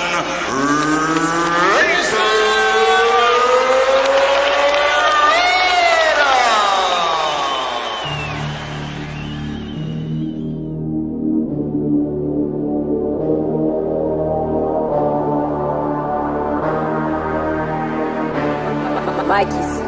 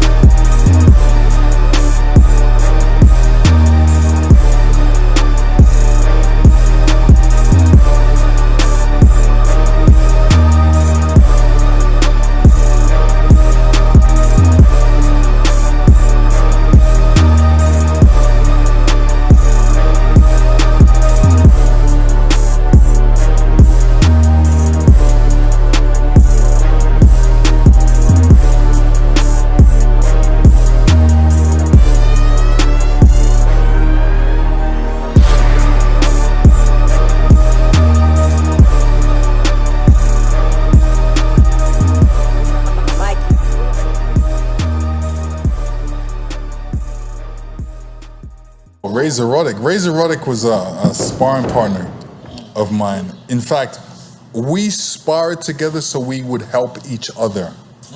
and he had such a great jab. He actually helped me develop my jab because he had a great jab. And when we sparred so much, it's like I was learning off of him, and it was like I wanted my jab to be good. He would hit me with his jab. I'm like, nah, this guy hit me with his jab. It was like a fight, almost like a fight, but it was actually sparring matches. We're helping each other, but it was a fight. You know, I didn't want him to get the better of me. He didn't want me to get the better of him. So we helped each other get better. Razor Ruddock poses one hell of a challenge. Razor Ruddock, he's 25-1-1. You're talking about a guy that's coming off a spectacular win with Dokes. He's got all the credentials. He's big. He can punch. He's got everything you look for. He could score another great upset over Tyson if he keeps focused. Ruddock's left hook is an awesome weapon. I mean, it is, you know, it is the most powerful single shot in heavyweight boxing, and obviously heavyweights are the hardest hitters in boxing. He can knock anybody out with that shot. The big question here is why is Tyson fighting Ruddock? Ruddock knocked out one guy for 7 minutes, knocked out another one for 12, almost killed Michael Dokes. He's a guy that shatters collarbones, breaks ribs, breaks jaws. Why would Tyson want to fight a man like this? Tyson had to take this fight. Beating Stewart is one thing. Fighting Ruddock is another. And he had to prove to the boxing world that he is Iron Mike. If he beats me, that would be the greatest out of all of it. The fact is, you know, I feel I'm the best fighter in the world. I shouldn't have to duck anybody. I never duck anybody. What's the use of being in the business if you're not the best? Razor Ruddock is looking for a fight. He can't get a shot at the title. Like a lonely bull in the ring, this Canadian fighter works out of a makeshift gymnasium, which is really an old warehouse in Fort Lauderdale, Florida. I think Razor Ruddock is an incredible champion. I say that Ruddock is an excellent fighter. Ruddock is a very hard puncher. There's no doubt in my mind that Ruddock is really a good hard puncher. His confidence again. He needs one punch and down he goes. His attack is very, very vicious. The crowd around me are screaming for it to be stopped. The big left coming in and BONECRUSHER topples. That surely will be it. He's never going to recover from that. It went on too long for me. BONECRUSHER Smith counted out in the 7th. Razor Ruddock wins it. He could go on and deservedly fight for world titles, could Ruddock.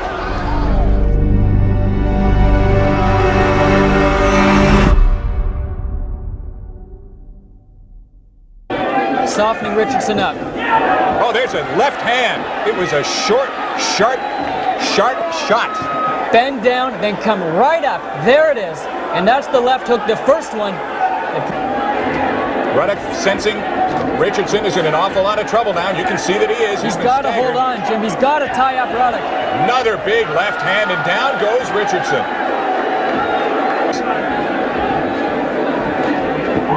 Richardson has to hold on, Jim. He has to tie up Ruddock. He's just doing the wrong thing. In this 4th round, all coming via the left hand of Donovan Razor Ruddock. Razor Ruddock can punch. He's got that power.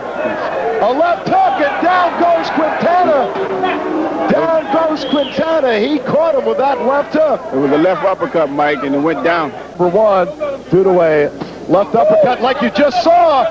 He's got a tremendous left uppercut. He's hurt, Mike. I don't think he's going to get up. He got hit pretty good. Razor Ruddock fighting Mike Tyson. Tyson being susceptible to that left uppercut. Razor Ruddock having a great one. Yeah, Razor Ruddock got a good left jab and got a good uppercut. But see, what he's got to do, he got to use the jab, and then you throw that uppercut on to Mike Tyson. Because Mike throws that right hand, that overhand right. I think he's going to be something to reckon with in the very near future. Had it partially covered. Lacusta, though, has a reputation as a man who can take a punch and fight back. There's a right hand. Lacusta is in trouble and down. He is done in round 1. Razor Ruddock is the new Canadian heavyweight champion. Een goede linkse. Die komt aardig door. Gevolgd door een opstoot en dan weer een linkse rechtse. Herhaling. Hoe dat tot stand kwam. Dat is de opstoot van Ruddock. En hij volgt hem meteen met een linkse. En dat was hem eigenlijk. En die rechtse die had er knalhard overheen. Een ander standpunt van de camera. De opstoot Volgens het boekje komt dan die linkse eroverheen en dan uit balans gebracht. Knalhard op de kin. Camera's genoeg in Atlantic City, dus we gaan het nog een keer bewonderen. Nu van de rug gezien van Razor Ruddock. Opstoot. Nog een linkse. En dan rechterop. He's already going to fight for the title. What's he got to gain? Nothing. What's he got to lose? Everything. And the opposite for Ruddock. Almost ended this fight. Right on the button. Gets back to just fighting. Oh, what a shot. An uppercut by Ruddock. Now he's trying to finish Page off. But Page stays right in there. Those shots are snapping. Page's head back. Round and uppercuts are where getting Greg Page inside, which Ruddock Page has right there, right at the angle of the jaw. That hurts. And another thing that Floyd said, throw combinations when his back gets to the ropes. One at a time he's throwing. Ruddock airing it out. Pulled up my car with transmission fluid and backed up. Tonight he hopes to change. Watch this shot. Oh, that's enough to knock anybody out. I don't know what's keeping Greg Page up. I don't know what it is, except, again, a long hook that gets Greg Page in trouble. As the sweat toward the canvas, he let him get tied up. Oh! Blistering left by Razor Ruddock. And now Page in deep trouble. Thunderous shot by Ruddock. Another great uppercut, another one. But he continues to go to the head. 11-0. 11-1. There's a good hard shot. Ruddock trying to finish him off. Combination. Page into the ropes. Getting destroyed. Being smothered. But now a little head movement and he gets out of there. Again, Ruddock can't punish him off. Watch Razor's reaction when he gets him in trouble. See, there's his shot. Now Razor comes on and just throws anything he's got. He doesn't try to get close enough. That's an experience. Here's where Page gets in trouble, and here's where conditioning and skill. There goes the mouthpiece, and he is hammered. Now, you see the inexperience of Razor Ruddock. He's just throwing from left field. He's not trying. Big round for Razor Ruddock. Oh, what a left hand! The smash by Razor Ruddock. Page showing an amazing chin. There's the smash. The right combination. Ruddock looking to end it again. Can he do it this time? And Page is against the ropes. He is in trouble. And the bell sounds. Oh, brother. He is out on his feet. Can he even make it? Come on. Let's listen. The winner by way of technical knockout, Donovan Razor Ruddock. Razor Ruddock, great fighter, future champ of the world. He's got the whole future ahead of him.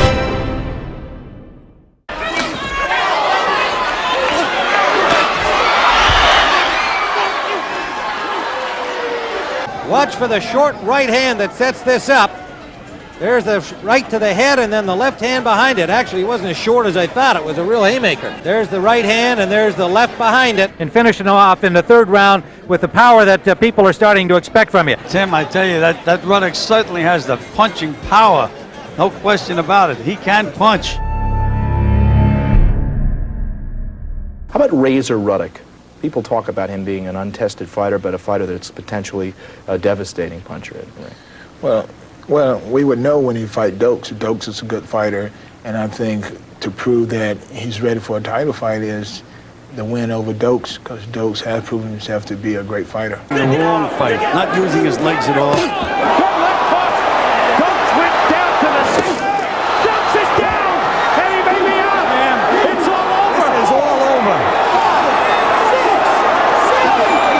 What an impressive performance by Razor Ruddock. This is the best young heavyweight prospect I've seen in years, Sam. Strong, good, hard puncher. 2 left hooks knocked out Michael Dokes. He is down. Unbelievable finish. Sam, the power in that left hook. There's the first left hook. That wobbles him back pretty good. He's hurt now. Razor Ruddock. It's that left uppercut. He threw it with everything he could. There's that left hook again. And look at this, One Sam. more. Oh, man. He was out after the second left hook, and the third one put him down and out for the night. And there goes those devastating left hooks. What a performance. And as we said all along, look at the power and the force generated by Razor Ruddock when he throws his punches. Phenomenal. Michael Dokes has one of the best chins in boxing. That's why this is such an impressive performance. Here's a big, young, strong, mobile guy. They want to know where the next heavyweight champion is coming from. You may be looking at him. Now Michael Dokes still down. 2 doctors in attendance. He is conscious. You think maybe a Buster Douglas or Mike Tyson may look at this guy and say, "Hey, forget about him. I'm gonna circumvent him." If Holyfield should go on and win a title, this is the #1 contender right now. He fought one of the best heavyweights in the world. Ali told me when a fighter has his last go around, he is dangerous. Donovan Razor Ruddock got to go down today as the hardest puncher in the boxing world. Now, a lot of people, yourself included, I imagine, that feel that you should be getting a title shot tonight. Why do you think you're not going to be in the ring? Well, my opinion is that they figure that I'm a dangerous threat to the heavyweight title, and they don't want to lose it, so they don't want to give me my shot right now. They're going to wait till I'm about 40 years old. I hope it's not true. So really, at this point, all you really want is a chance to prove yourself. Yeah, I want to know. I want to prove to the people that I am the true champion. They just don't want to give me my shot. Muhammad alongside.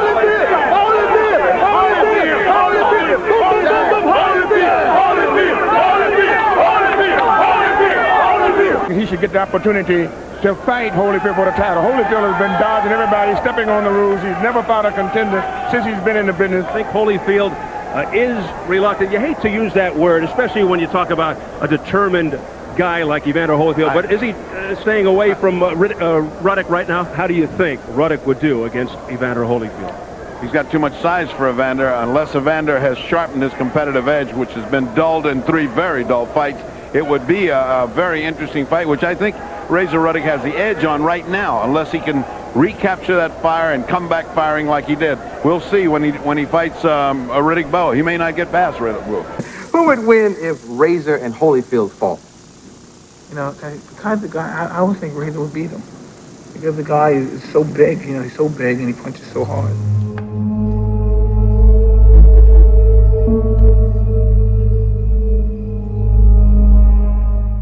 I would say that one name that's not on your resume, and I'm wondering why a fight never happened with Evander Holyfield. Are you nobody want to, George Foreman didn't want to fight me. Evander Holyfield didn't want to fight me.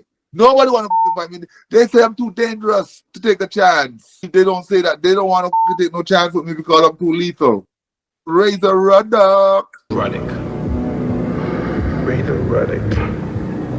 2 straight knockouts. Big left hand too. Almost killed Michael Dokes. Everybody's saying I'm making a big mistake. A punch thrown by Razor Ruddock knocked out BONECRUSHER Smith for 7 minutes. Mike Tyson couldn't even knock Smith down.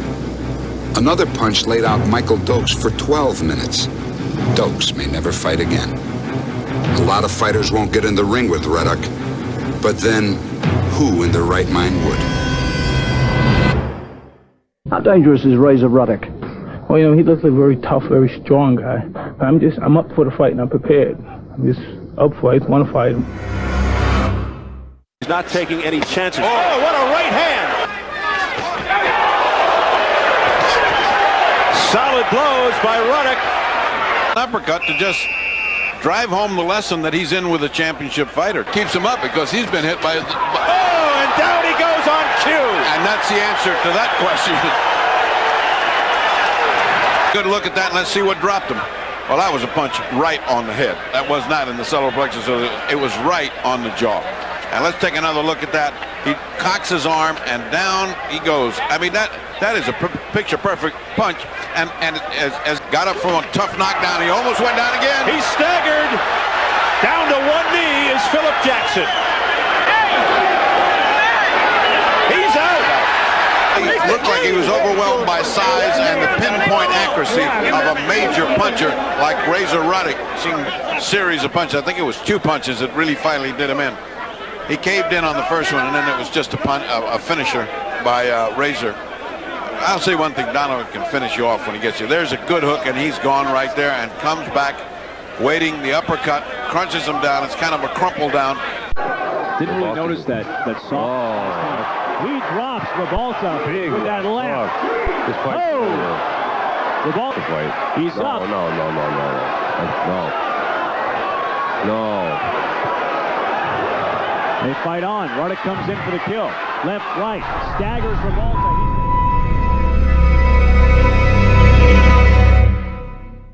Razor Ruddock is a tough kid. And Razor Ruddock is the #2 contender. Tyson is the #1. So they're meeting to bring truth and integrity back to the game of boxing. He missed 2 lefts, hit him with a right. Left. That left hand. Angelo Dundee is in the ring. It's over. Even if Larry could continue, Angelo wanted to see no more of this one. You are the man he believes down the road will beat Mike Tyson. Mira? The next heavyweight champion of the world. You can see his size. He's a young kid, 225 pounds, 6'3", can stick, can move, 22 years old. He's strong. He's strong like Mike Tyson. You got to be in shape. These two athletes walk around in shape. I see history repeating itself. Joe Frazier and Muhammad Ali. This is Muhammad Ali and Tyson is the Joe Frazier. I love the fight Ruddock. I want to show everybody he's not the baddest man in the world they once said he is. Oh, there goes Morrison!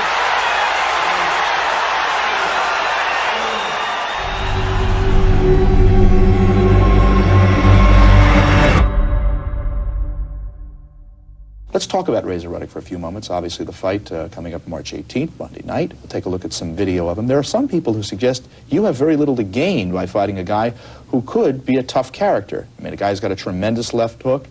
He's been in a situation where, obviously he tore apart people that we've seen before.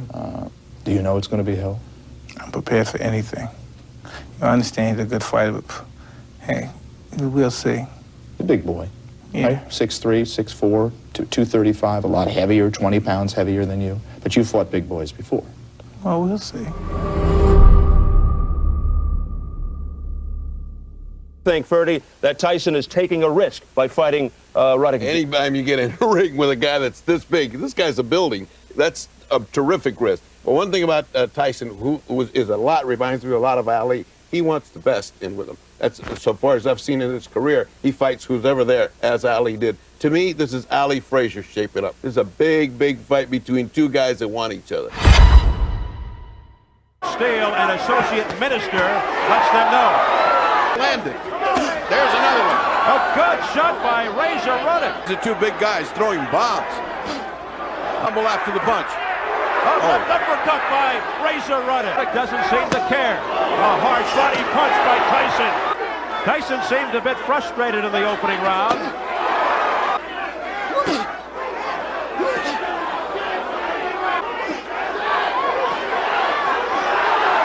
Together, and that's it. The result of those thundering body shots that Tyson puts in. Against Michael Dokes. Well, you do not want to get in there with Tyson. Oh, body shot by Tyson. Uppercut by Tyson. Razor Ruddock trying to hold on to the ropes. That body shot sounded like he hit a drum. Again, the crowd groans. Relentless attack by Tyson. Oh, a big left by Ruddock. Steele warning. Oh, great right hand. He's just leaning on Tyson. Oh, right by Tyson. Oh, what a right hand by Tyson. Question is integrity or is honesty. A flurry. The action continues. You see that later on in that round. Tyson just doesn't give up. There's the right hand. There's the left. There's the right again. And promoter Don King. Oh, there's a right hand by Mike Tyson. To worry about. A right uppercut by Ruddock, but a glancing blow in the process. Very anxious to continue into round 6 now, and Tyson right up. Even though he's getting chopped down little by little. Whoa, nice right hand by Tyson. He's taking every round in a 10-8 round. Punches until you sit ringside up close. Shots. He just doesn't quite get there. There's a left by Ruddock. A left by Tyson, and down goes Ruddock. What a counterpunch. In comes a counterpunch. What a tremendous shot. He people here for withstanding this kind of barrage. Oh, what a right by Tyson! And Ruddock continues to stand. But to have taken some steam out of Tyson. Ruddock coming back. Now Tyson with a big left. On Tyson, that was a hard body shot by Tyson. I would say these two guys have pretty good chins. And it's a combination. It's been there all night. A little uppercut and then the right hand over it. Oh, nice hook. Here comes Weiss. An uppercut by Ruddock. A right by Ruddock. Watch the power and the accuracy of the punches he puts together. 2 hooks and an uppercut. Again. A left uppercut by Razor Ruddock. That stunned Tyson. Now Tyson says no. Hit me again. And he did with the right. As the bell sounds.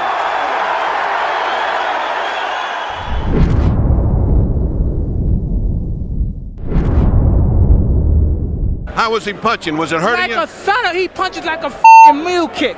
Unbelievable. Excuse my French, please. Oh my God. Razor Ruddock is one of the top contenders of the world. Oh my God. He punches so hard. He punches so hard. A couple of times he hurt me, but I refuse to be hurt. I refuse. And when I'm right, my chin is like concrete. No one can stop me.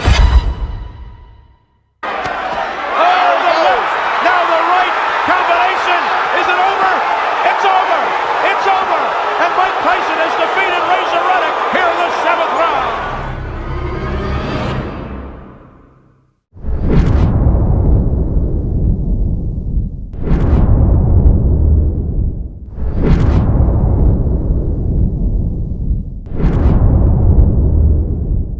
Who was the first person that when they hit you, you was like, oh, okay, this guy hits pretty hard? Razor Ruddock, there's a lot of hard punches out there. You fought with Donovan Razor Ruddock. He punched like a fucking mule kick, as you said, after the so eloquently. I was very colorful back then. I liked it. And then you signed right up for a rematch with the guy. So there's a guy who wasn't scared to trade. Well, this is what I knew. I knew from that first fight, the rematch was real close. I guess it was March, and what was the second one? June. It was quickly or soon thereafter. I knew he wouldn't be the same guy because I just knew he wouldn't be the same guy. And as you know, after that fight, he had broken ribs, cheekbones, eye sockets. You know, he endured it, but he was never the same after that fight. Right. I'm the only guy who went toe-to-toe with Tyson. Who's the toughest guy you ever fought? Come on, you guess. Mike Tyson? Yeah. He What was. set him apart from other guys you fought? You know, the funny thing about it is that I fight a lot of bigger guys, and I thought they were very strong. When I went in the ring with Tyson the first time and I clinched with Mike Tyson, I'm wondering, what is he on? Okay? This man is stronger than the other guys I've been in the ring with, and he's a smaller guy. So I was very shocked. You say was your toughest opponent? But Tyson by Yeah. without speaking, is Mike Tyson. Yeah, He's horrible. In the ring, he's horrible. He literally tried to kill me.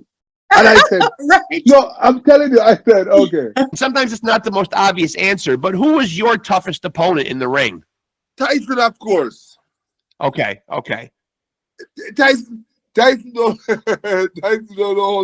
I think he knows how strong he is. He knows. And when he's young and when he's in shape, and that's why this little Jake Paul shit got on my last nerve. They're trying to diminish Tyson for this little prick. And I'm telling you, he told out to the guy, if he trained half a percent, if he can go 3 minute round, Jake Paul can't stay with him for 1 minute. I'm telling you, the kid is it's like a little robot. I'm telling you, if you walk in the ring with me, someone walk in the ring with me, and when they clinch with me and they realize that, listen to me, oh my God, I don't believe people like this exist. Yeah. That's how I feel when I run into Tyson. The guy was like, oh my gosh, he was strong. No, of course. It's Mike Tyson. He's a little bull. Was it more his speed or his power that stood out? Strength. You see, he have more strength. He have a lot of speed, but he has a whole bunch of strength. His speed is his strength speed. Not, you understand? It's strength speed, just pure. Right. Just pure brute force.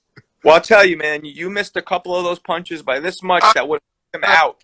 I'm still feeling it right now.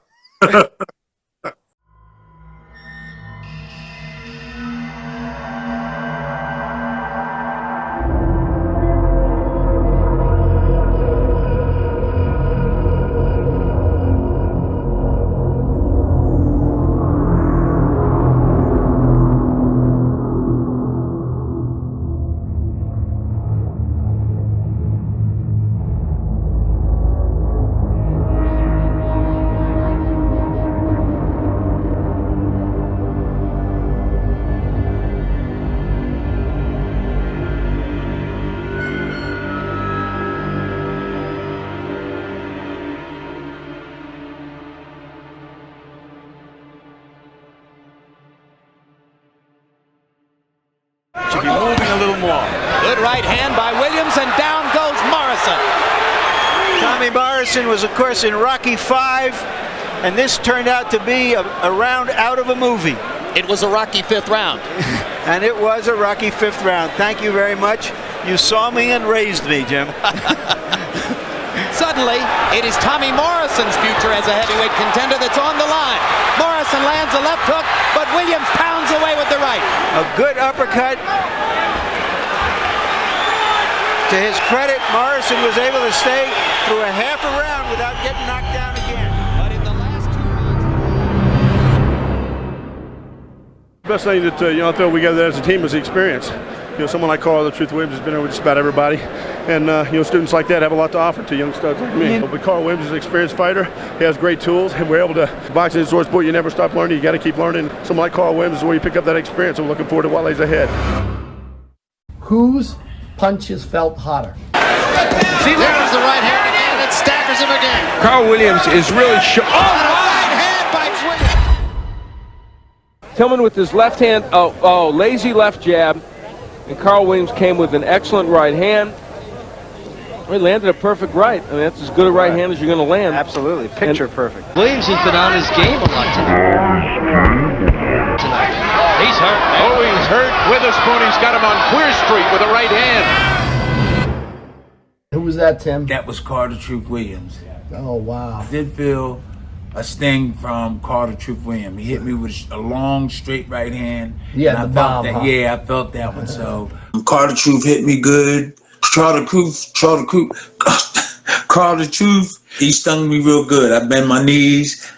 So Carter Truth hit me the hardest. Another one by Williams. He's got Witherspoon red on the one. Caught me with that right hand. That was the hardest punch in boxing that I ever got hit with. But Carter Truth had a good jab too. He was tall, he had good heart, and he jabbed you, hit you with that right hand. Have a nice weapon for him tonight. An asset.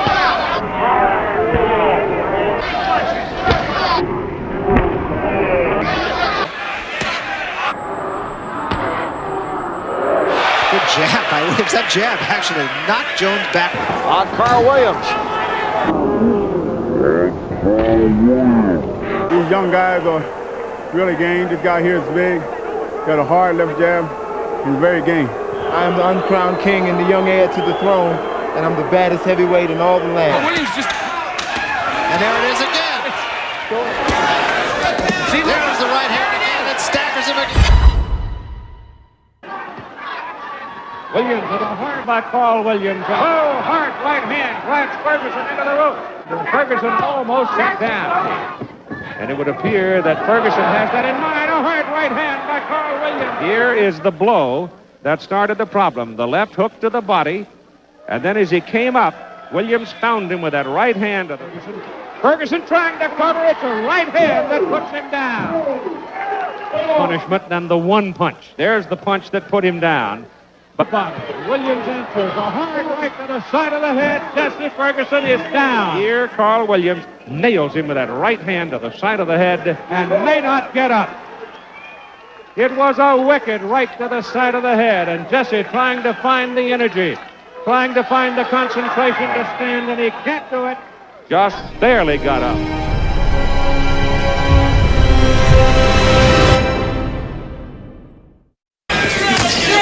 And down goes Smith. And he crumples down. It's not Mark Carrier. No. Stops the bout at 2 minutes and 59 seconds of the third round. The winner by TKO victory from Brigantine, New Jersey, Carl "The Truth" Williams. Cooper, except that he's basic and he's tough.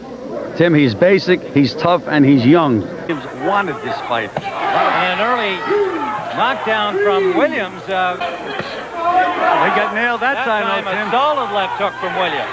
Two well-conditioned heavyweights, two winning fighters. Solid right hand, a good combination from Williams. Williams is having a picnic. Oh, right hand. That wobbled him right to the ear. And Williams, he's wobbled. He's got a combination. Been through the fight with a Williams with another solid right and another right hand. At the bell, short right wobbles him again. Williams delivers a clean right hand.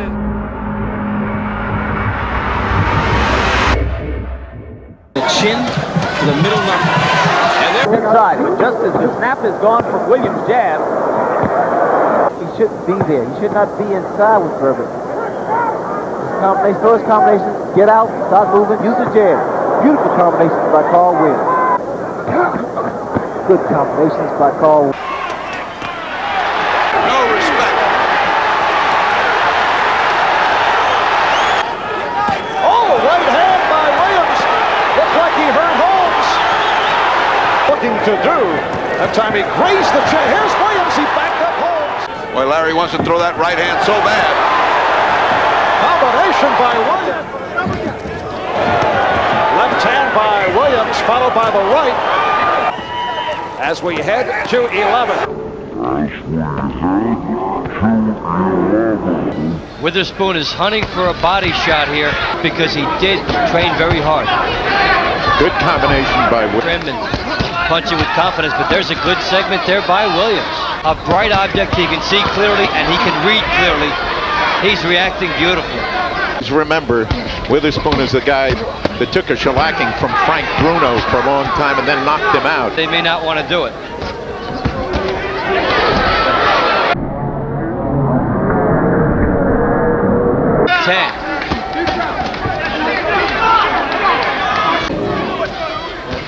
What was before. Nice hook there by Williams, too. He has great movement, back, lateral, and now... Too much, and Williams was able to cut him off. Trying to stay away, trying to neutralize. Surviving. But possibly getting the points up to win. Behind the left jab. That's when you got to be careful. Witherspoon with a lot of guts is hanging in. And Williams has been able to cut that out of Witherspoon's plan. Another good right uppercut there. Williams does not jab and wants to trade. Right hand by Williams. It's his ticket to victory. It's his only ticket to victory because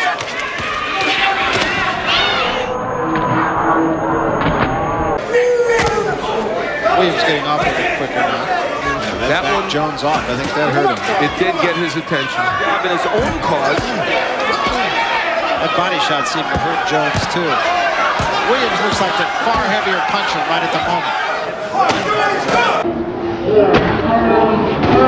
Pretty good hook and a nice hook that hurt him in the last round. That right hand pushed Jones back. And Jones. Another right hand right on the button. That staggered Jones also. Jones had a very good outing. And down he goes.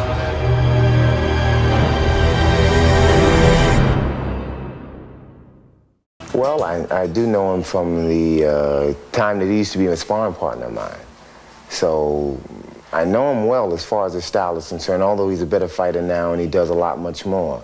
You know, but I anticipate the same type of rough tactics that I've been seeing basically from the other guys. You know, he's very strong, he's bullish, and it's just a matter before I close him down.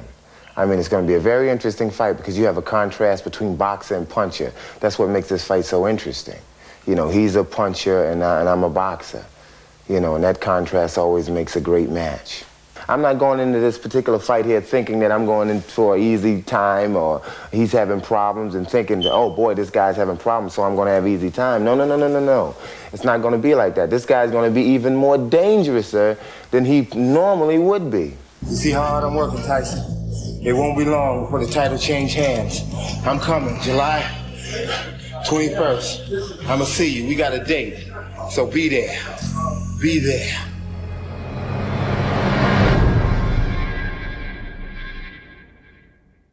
Carl "The Truth" Williams, a 29-year-old who's having his second shot at a world title. 4 years ago, this 6'4" New Jersey fighter came face-to-face with a Larry Holmes, who was then at his peak. Williams losing a controversial decision, but only by 1 point. You certainly are going to go with Tyson, Frank. How quickly do you think that he can dispose of this man? I'm not too sure. Carl Williams is a sort of like typical advantage, typical sort of like American fighter. He's confident. He strives and all this. You know what I mean? So I wouldn't just brush him off that easy. You know what I mean? Because you watch him now, you love all this. You know what I mean? And he's been here before, and now this is his big chance, and he won't let it slide. Ladies and gentlemen, the #1 heavyweight challenger in the world today, Carl "The Truth" Williams.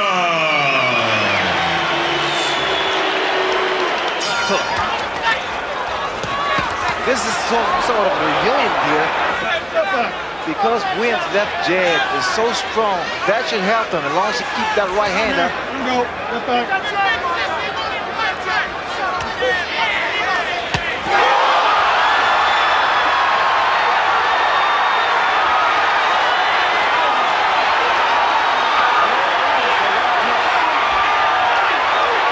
Throwing the left jab, he must also keep that right hand up and power.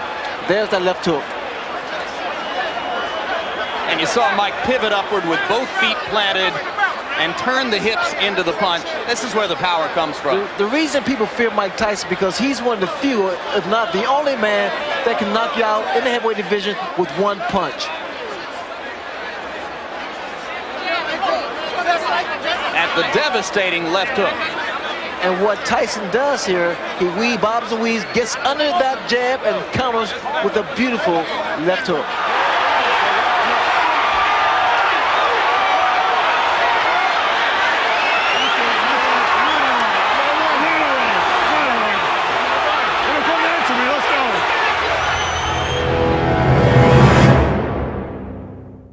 I got hit so hard by one of them, he knocked me clean across the ring. That was BONECRUSHER Smith.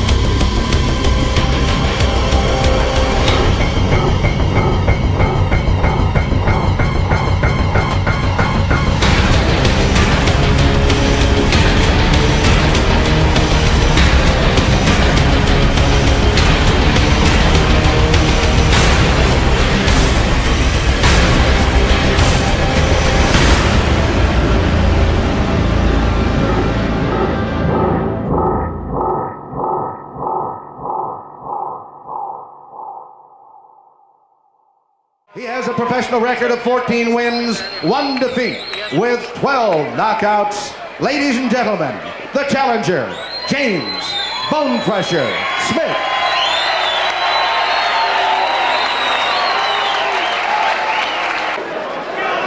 Smith, of course, if he's going to do business, he's going to have to get to Larry Holmes. The one thing that we do know about him, he is a pretty good finisher. That's one of the great stare downs right there. Holmes being all business, no, very effective and very damaging.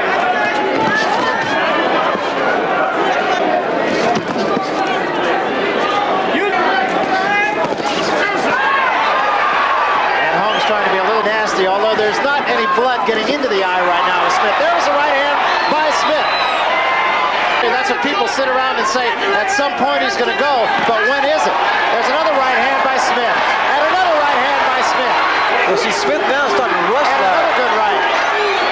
Let's see if we can get a look at Bone Crusher Smith. There you see him. Good shot by Smith to the ribs. And Smith was so strong and so devastating when he was going to the body. Long layoff.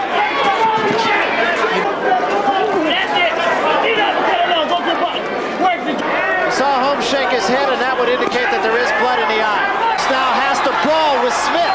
So now it is Holmes who is fighting Smith's fight. There was a right hand. That hurt Holmes. Holmes never saw that punch coming. I told everybody this guy is tough. He's awkward, punch hard. But he was strong and tough and very awkward. So, you know, it's just to show you HBO fights are all hard. Every fight I fought on HBO was a war with Weaver and with Trouble Burbage.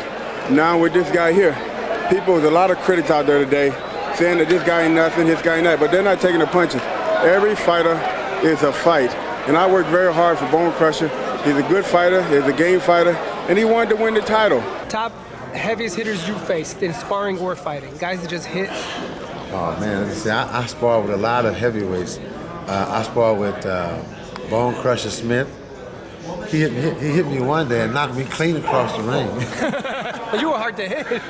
Well, yeah, we had headgear on, and I was giving them guys. I got hit a few times.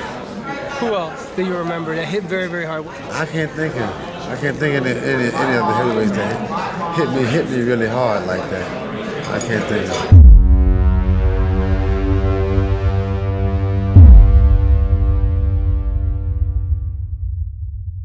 James Bone Crusher Smith in '84. What a name. What a name. Yeah. It kind of sends chills, doesn't it? Yeah, definitely, yeah. You know what I mean? Yeah, Bone Crusher Smith. Yeah, I think he's done it by Depot.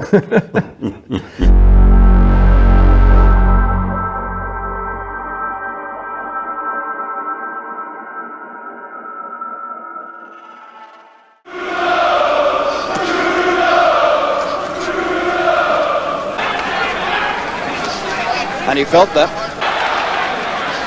Smith saw that right coming. He's taken 2 or 3 of Bruno's best punches, and he's still in there and he's fighting back. And Bruno under some pressure himself now.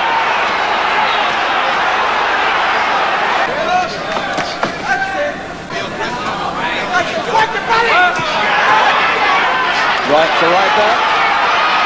Suddenly Smith gets confident, and where the gym work comes up. You really ought to get off the ropes, sir. No place to be.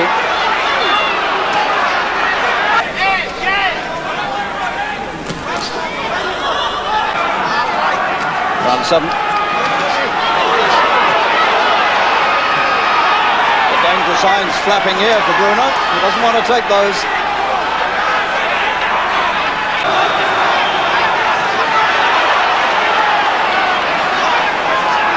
Smith is still very strong. And suddenly goes up a grade. And Bruno's right back in the same position he was at the end of the last round. Same place on the ropes, and they stare into each other's eyes. Well, this man was dangerous at the end of this round. I don't know whether Bruno realized that this man still had a lot of strength left, but if he didn't know, he knows now. Got him with the left. Smith got him with the left, and Bruno's legs went. And he better get off those ropes and out of trouble quickly. And Bruno is taking too much, and he doesn't know where he is. Smith doing a Cummings on him, and Bruno looks out on his feet to me. Oh, he's got him. Oh dear me, the end of the Bruno story by the look of this. Bruno is knocked out in the 10th round. Bone Crusher Smith has crushed his man. 10 rounds, you know what I mean? He was a strong 29-year-old man, 16 stone. He weren't better than me, I'll put it quite honest, but he was Not a little for 9 bit, rounds, he wasn't. Right, he was stronger than me. Everybody gets caught, but, you know, I can't make no excuses, you know. I got beat, you know. I was the strongest and the fittest survive. I got beat. So often before, back to the ropes, and the punches started raining on him. And he had nowhere to go. No place to escape. And at this point, the finish was only slightly delayed. The vast whipping left hook took him, and he couldn't regain his feet. Look at Bruno, arms down. Not really, I think, at this point, even knowing where he was or what was happening. He really couldn't escape. And the last crushing left hook, the bone-crushing left hook.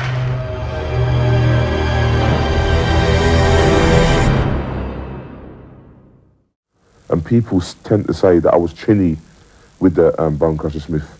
If you are chinny, yeah, BONECRUSHER Smith turned out to be one of the most hardest punchers, if not out of 5 men in the world, you know what I mean, like George Foreman and all them sort of like different things.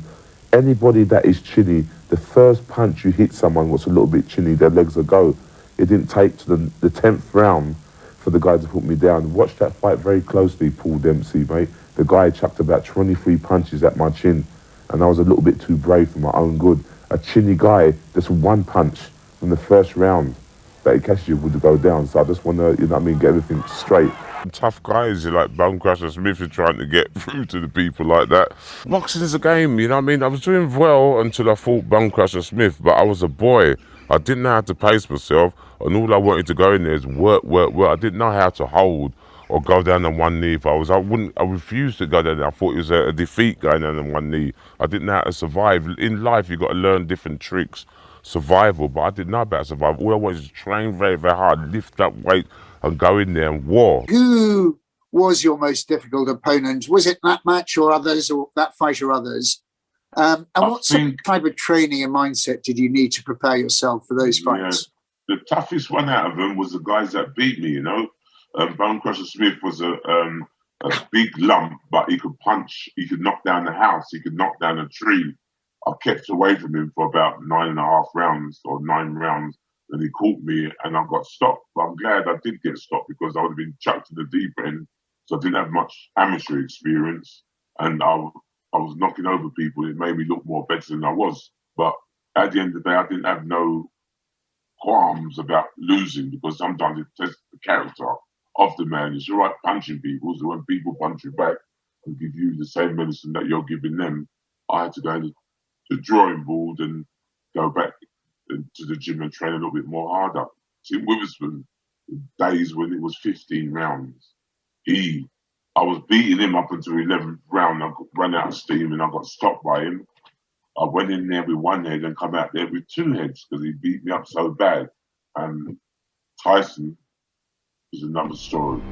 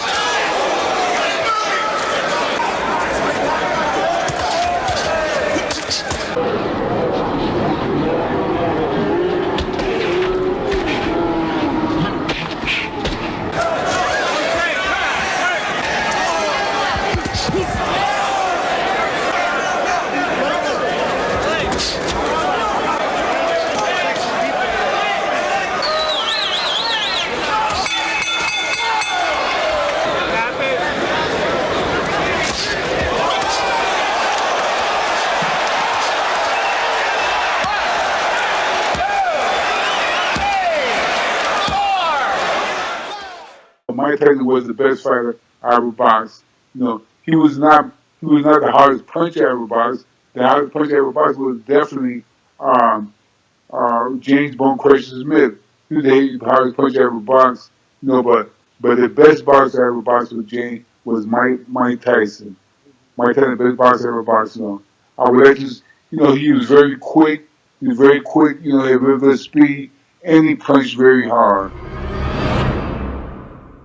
This intimidating heavyweight from Magnolia, North Carolina, considers himself to be the hardest hitter in the heavyweight division. In a one-round humiliation, he destroyed former heavyweight champion Mike Weaver. A really pole of a left jab, Smith. And one time when they even compared it with Sonny Liston's left-hand jab. Oh, but they ordered a rematch. Oh, that's a punch that started him there. What a good shot by BONECRUSHER Smith. There's a chance to get back at the top again. With a solid left, and then you see the wide open face of Mike Weaver, and Smith delivered the right hand. I like the way Smith stayed cool, Tim, after he got him hurt. Threw a combination of punches, and all of a sudden he said, wait a minute, James, I better step back and measure this guy, and he did. Of his experience, hurt or not, but he's getting through with those punches. Even if they're coming off the gloves, they must be hurting. And I tell you, Smith is a good finisher. We've seen that a few times. Back from Weaver, the former champion, really looking in trouble there. And that's it. He's having trouble controlling his legs. At least he's watching BONECRUSHER. Look at that. He's really falling about there, and the referee can keep counting. He doesn't have to stop at 8. He could go on, and it's all over. 2 minutes 29, I make that of the first round. James BONECRUSHER Smith with a startling first-round knockout of Mike Weaver, who was coming off. No way, he could hardly stand. There's no way in the world you could let a guy like BONECRUSHER get back at a helpless target. Fought James BONECRUSHER Smith. What happened in that fight? That guy, man, that was a tough fight. With James BONECRUSHER, he got me bugged. He almost so started. He started in the first round, and the second time he fought. Same thing. He made right hand, tried to make it in, but this time I managed up with it. But he won a 12-round decision from me. Giant right hand. Yeah, just right hand. Yeah, strong guy, huh? Mike Weaver is the guy that hits you hardest. Yes. With one shot. One shot. Oh my Yeah. God. I forgot about Mike Weaver. Oh my God, that's horrible. Once again, we was knocked down by the heaviest puncher in the boxing, been BONECRUSHER Smith.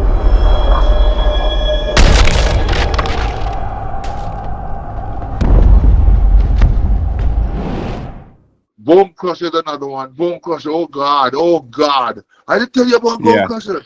Listen, I'm telling you, these guys are, they're trained to kill, okay? Into the weigh-in, okay?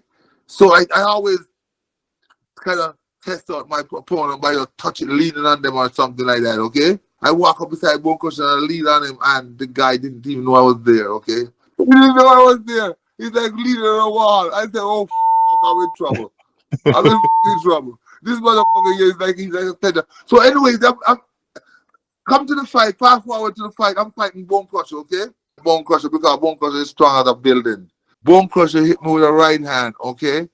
I felt like a tree where you try chopping in the wood. So I'm down there smiling and saying, what the fuck? I said, what happened? Who the fuck let this bus in this ring? They're right. Just because we're Jamaican, just because we're Jamaican, they rig the fucking ring with bus in there to hit Jamaicans. There I said, no, that was BONECRUSHER. When I get up on the canvas, the referee come over to me and go, start giving me the 8 count. So the referee said, hey. And when he finished the 8 count, I look around, I see BONECRUSHER with his hand like this coming at me like a fucking freight train, okay? Oh my God. So I started to move all over the fucking ring, and he's chasing me, trying to kill me. And I'm moving all over the ring, for 3 fucking minutes constant. I can't breathe. Oh my God. I swear to God, I thought I was going to die. Did some things offensively. There's that right hand again by BONECRUSHER. Nice left hook to the body again, too. BONECRUSHER trying to get through. Good right hand again. There's a solid right hand that rocks Rouse. From side to side on those feet, looking for the clean shot. And there was the clean shot. Now the referee just warned Rouse for holding. Body shots and through the ropes. BONECRUSHER's best punches have been those body shots. And the referee allowed him to go right in there. And again through the ropes. And here comes the BONECRUSHER. He put. And down goes Mike Rouse. Look at Mike Rouse. Short right hand by BONECRUSHER. There's that right hand. Big right hand. There it is. There's that straight right hand landing flush. See the BONECRUSHER. There's that straight right hand, and Rouse wide open for it. BONECRUSHER comes out with a left hook and hurt Kevin Ford into it. Well, he rested, and here he comes, and Ford goes down. Bone Crusher punching as he comes down. Ford they know they got to make it happen. Here he comes, another right hand. Ford's in trouble. Another left-right combination. Ford is taking all kind of punishment from Bone Crusher. Ford's almost out of here. And now there's going to be a standing 8 count. Who's got right now? Here it comes again as he runs at him in the corner. 3 knockdown rule is in effect. One more time and he's out of here. Let's take another look at it. It was later on in the round. James Bone Crusher Smith with a powerhouse combination. Will it bring for Kevin? And there it goes again, and a left hook follow. He's got Ford in trouble again, Sam. And he's pounding into the body. And he knows it. There's going to be a standing 8 count, and this one's over. Bone Crusher's mouth. There it is. There's again. another. Left hand has been hurting Sims since the get-go. There's a body shot. He just hit him real hard, right in the dead center of the stomach. He was hurt badly by the body shot from Bone Crusher Smith. It's over. Knockout first round. It's a knockout in the first round. Give us some evidence as to why they call him Bone Crusher.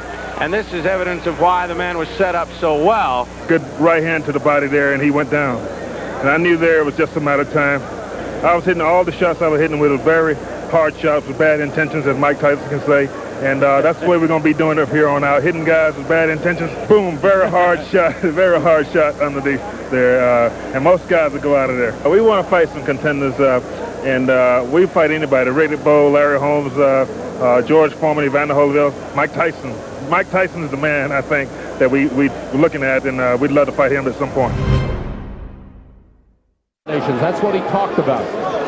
He's training. A quick 3-punch combination. A 5th punch sends Weaver down. He's up quickly. There's that straight right hand. He's on balance. Left hook, right hand. And balance is the key, Sam. That's when you throw those combinations. Let's take a look at the Bone Crusher in action. Straight right hand, left hook, right hand. And another right hand. 5-punch combination, Sam, and landed 3 of them. There again, we're going right back in the gym, and hopefully our promoter will get us right back with another fight soon. We want the winner or the loser of this fight here, George Foreman. We want to stay very busy. We want to keep right on fighting, stay in shape until we retire. George Foreman. I'd like to see that Foreman fight, the Bone Crusher. That would be a heck of a fight. Congratulations again, new champion. Bigfoot Martin tonight, a durable survivor. He banged away for 10 rounds to beat Bert Cooper. Martin, tough to take out. Hasn't won since, but he took Dwight Cowie the distance and was the first fighter to go 10 rounds in the George Foreman comeback. Then just the 5th fighter to ever take Foreman the distance. What I remember most about Everett Martin 3 years ago, such great endurance, had a desire to get in that ring and give it all. Sometimes the guys get hit with devastating punches, they're finished, but not Everett Martin. Let me just add, the last fight for Martin was against Riddick Bowe, talking about contenders. He did not go the distance with Bowe. Was stopped in the 5th round, but was stopped because of cuts. Everett Martin has faced some big punches before. The hardest puncher, he said, and didn't even flinch. Bone Crusher Smith, he says Bone Crusher has those hard punches, but it's that snap that separates him from anybody else. He ranked Foreman as 2nd, and then he said he won't even put anybody in their class. He even hits as hard as George Foreman. James Bone Crusher Smith is a part of the Madison Square Garden history. Matter of fact, back in 1986, he captured the WBA heavyweight crown with a knockout over Tim Witherspoon in the 1st round. I'm in the best condition I've ever been in, and I think it might be my last go-around, so I plan to take advantage of this opportunity. And what a strong man this is, Bone Crusher Smith. Short on finesse, but a powerful puncher as we come out. Incidentally, referee Luis Rivera, when he gave the instructions, said the 3 knockdown rule is in effect and giving him some good shots here. But that shot really dazed Tim. In fact, Tim was just retreating now, not throwing back any punches. It was the first punch of the fight. There was a big right hand. It was another right hand behind the head of Witherspoon. And another hard right hand, and Witherspoon's in a whole bunch of trouble here. Bone Crusher knew that Tim Witherspoon was not warmed up. He raced across the ring and landed a beautiful right hand that put Tim down. It was a good move on Bone Crusher Smith's part. 2 minutes remaining in this round, a long way to go. And down goes Witherspoon.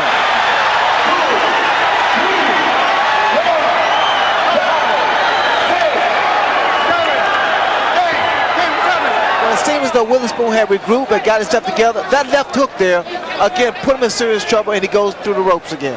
On Tim Witherspoon, and he is not at all on solid legs. Smith swarms over him. Another right hand, Witherspoon's down again.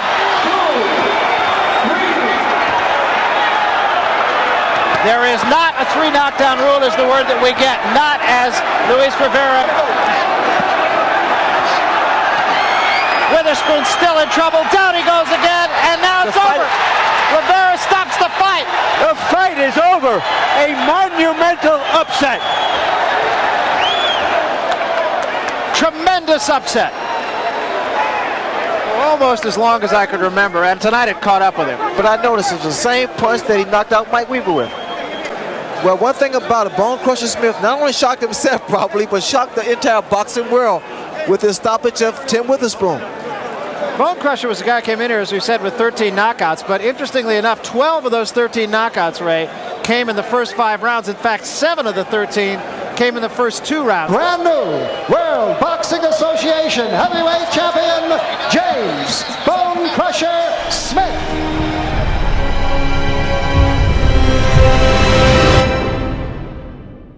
And especially when you give a guy like a Bone Crusher Smith a second chance to win the heavyweight crown, you're talking a serious opponent. Punch you hit him, as it turned out, was the end of the fight. You staggered him. Was that a plan of yours to try to get him quickly?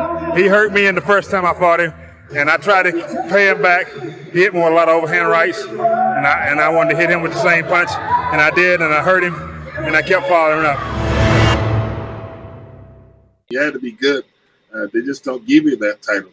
You have to earn that title. So if you earn the title, if you're a champion, then hey, you're pretty good, real good. Witherspoon, he had beat me the year before, and I took the fight, and I felt like it was my last go around, last chance to win the title. So I jumped right on Witherspoon, knocked him out in the first round. You know, what was the difference the second time with him? I got mad. I was mad, and I wrote a book. I'm an author too, so I got a book out there, but the name Mad, Make a Decision. So I made a decision that I was going to stop Witherspoon early in the fight, and that's what I did.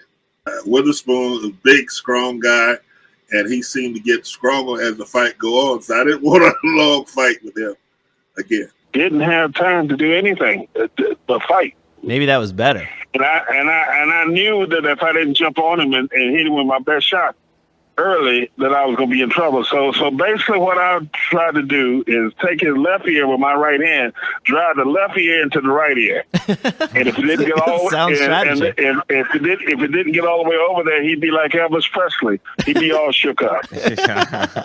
Nicknamed the Bone Crusher? Yes, sir. Yeah. When did you start getting the nickname the Bone Crusher? Well, people just started saying it because I used to crack ribs, and I used to break jaws and create stitches in a person over an eye, and man, I used to be a wrecking ball.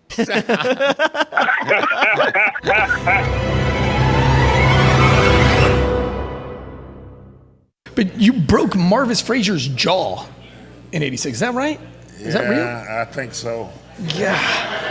Did you know you broke his jaw during that fight? Or Are you sorry? I hit him hard. Are you sorry? No. You can't be sad. Now I see why they call you Bone Crusher. You saw that guy flew across the ring, big dog. Hey, punching power was second to none. He probably hit as hard as George Foreman. Is that the coolest nickname of any fighter? Like if somebody said to you, "Oh yeah, you're fighting Bone Crusher Smith," I am. It's like that is the coolest nickname I think of any boxer.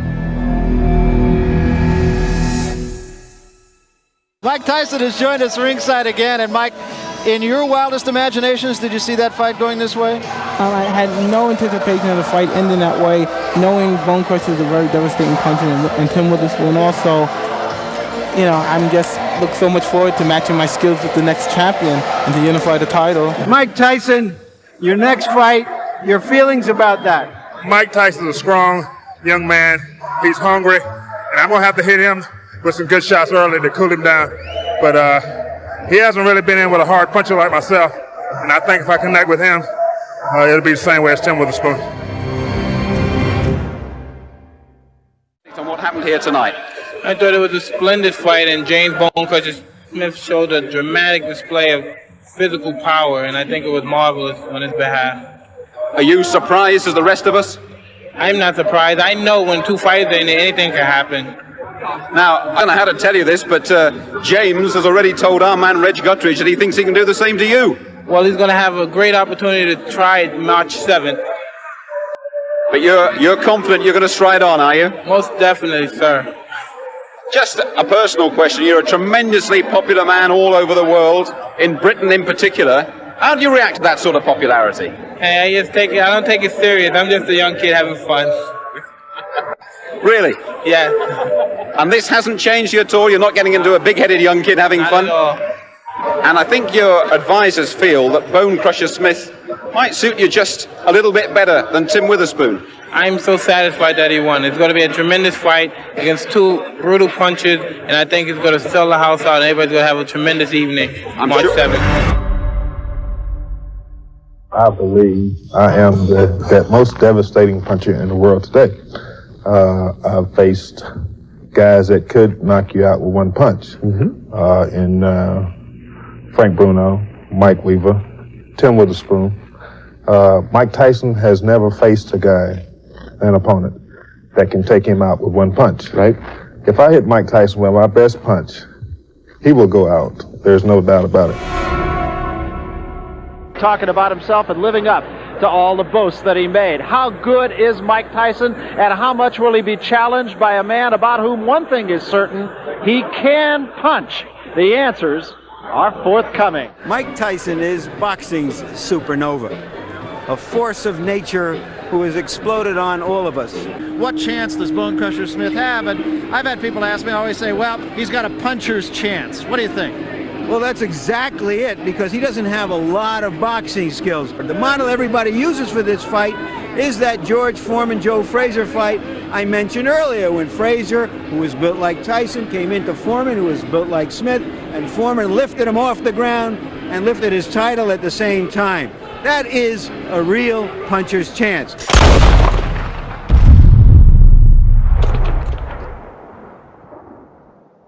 Here is BONECRUSHER Smith, confident that he has the power, after 2 one-round knockouts, to explode a supernova Mike Tyson.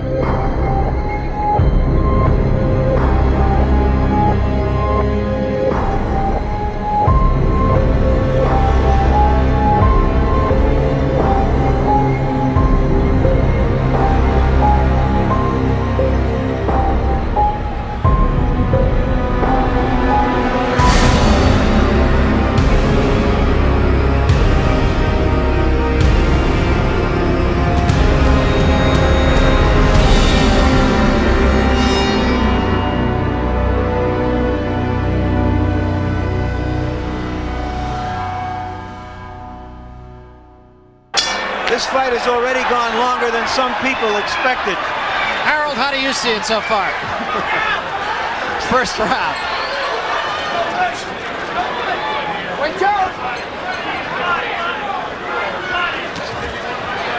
There's the first right hand by Smith. Nowhere near its mark.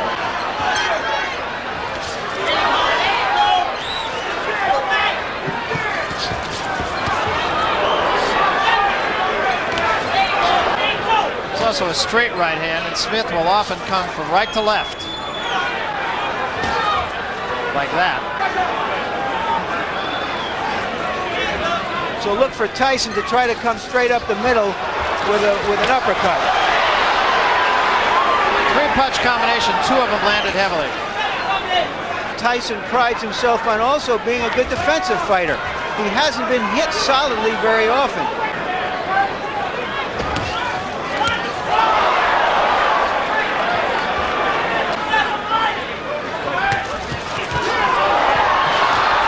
Tyson unloading on Smith.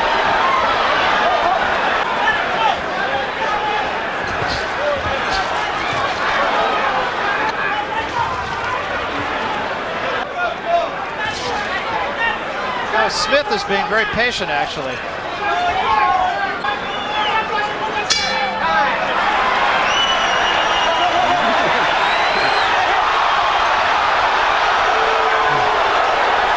a fight.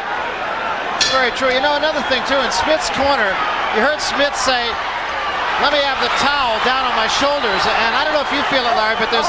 That's the same eye that Larry Holmes opened up.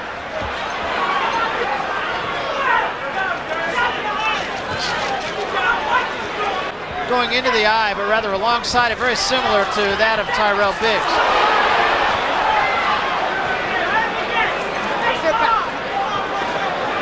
Tyson is unable to get off those Gatling gun combinations.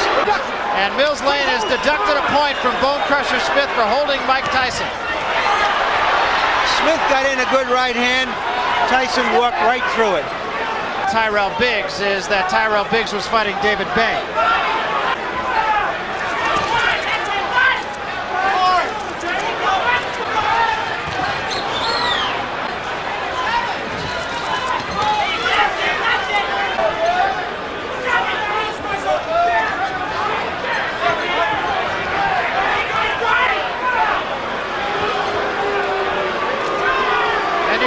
Start to boo. It's the first time I've ever heard a crowd boo at a Mike Tyson fight.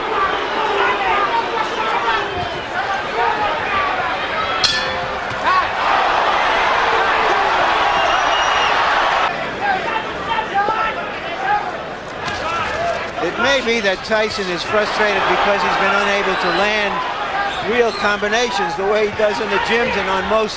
Oh, and that really opened the cut up a little bit more.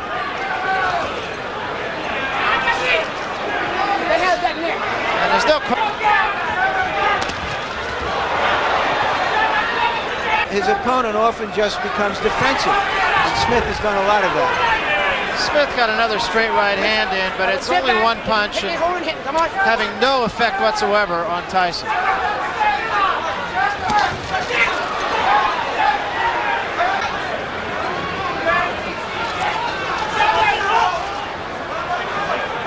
He's having a hard time getting all the way up to his head. He has to bring down his...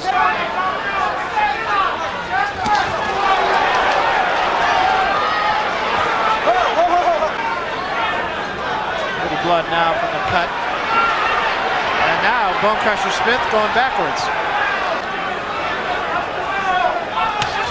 There was a big right hand by Tyson.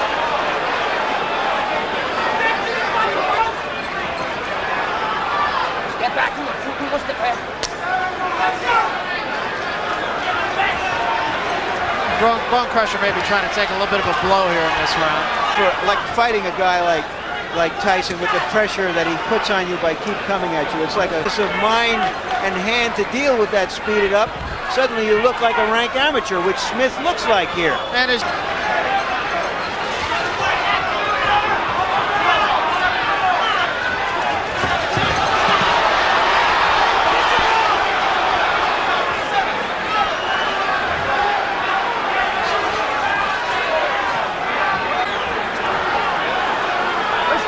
dance continues here. Bone Crusher Smith say, let me just get myself together here. Now we'll see if he can.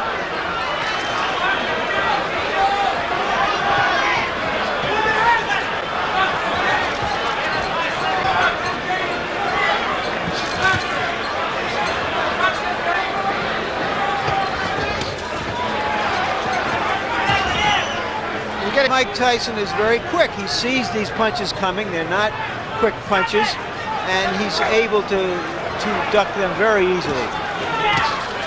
Tyson, come on, but words.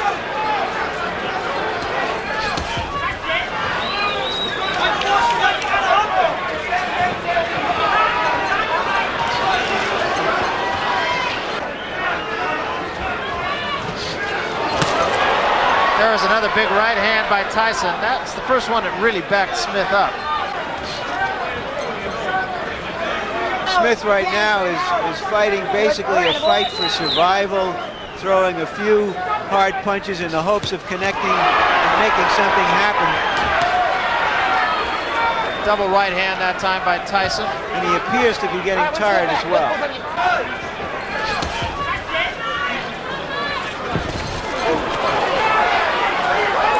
Man in the black trunks is the reason for it.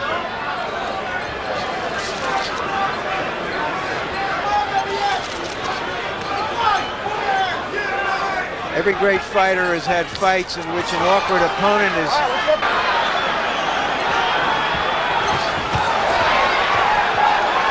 Pretty good exchange there. One punch on both parts, though.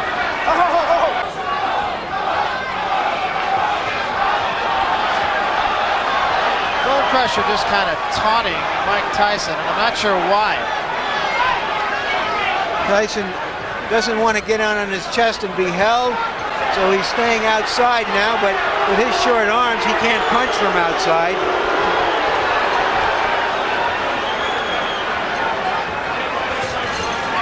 I don't know, it might just be frustration on the part of BONECRUSHER Smith. He hasn't been able to hit him the conventional way.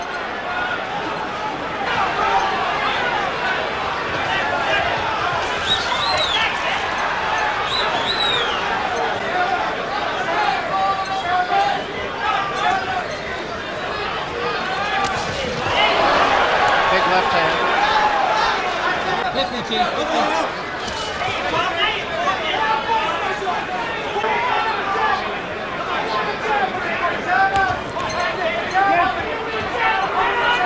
When you break us. There's a left hand. And now Tyson moves in.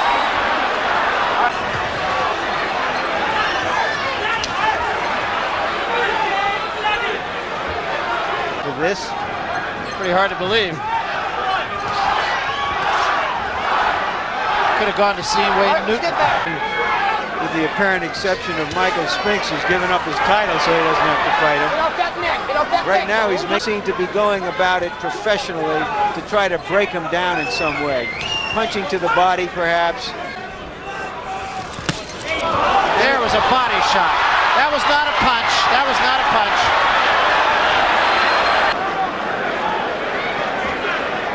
There you see Tyson falling off balance. A little embarrassed. Open again.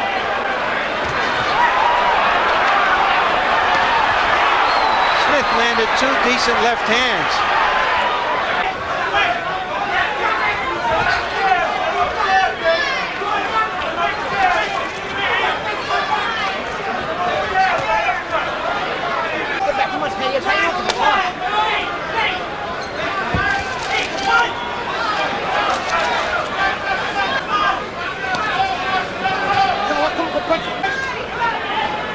Relatively, it makes Tyrell Biggs' performance look a little better, though. There was a straight left hand by Tyson. Throw too many combinations in this fight. Here we go! Well, Kevin Rooney with a great understatement. You're winning easy. Tyson's actually winning easier than easy. He could win easier is on a forfeit.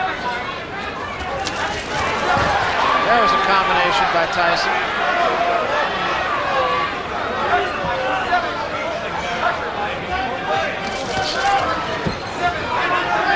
It's a very bad mistake and just get nailed.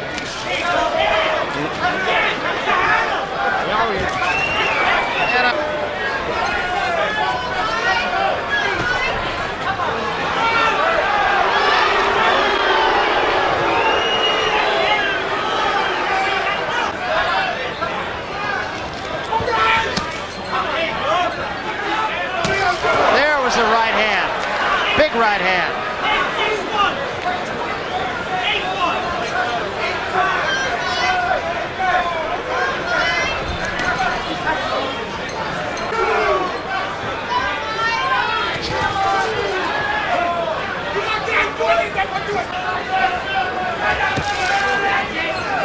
Tyson has been headhunting throughout this fight, and I don't recall him getting any instructions from his corner to stop it either. We're going to have to add some footage from this fight to that show. No, I don't think so. It's not Mike Tyson's fault. It takes two to fight.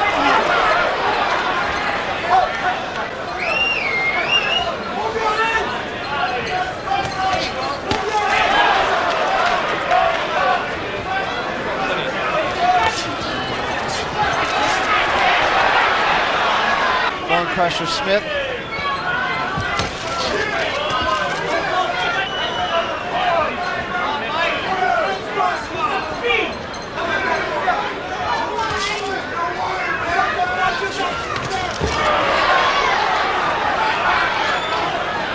Apparently trying his best. That just isn't good enough.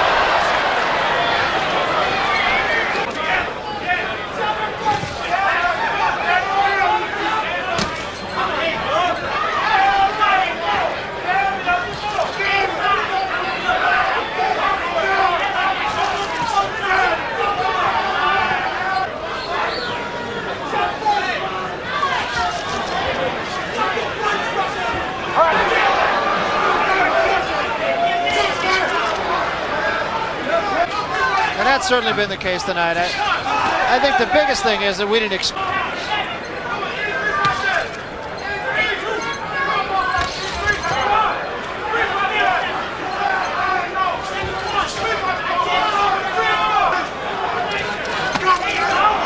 There was a body shot by Mike Tyson, one of the few he's thrown.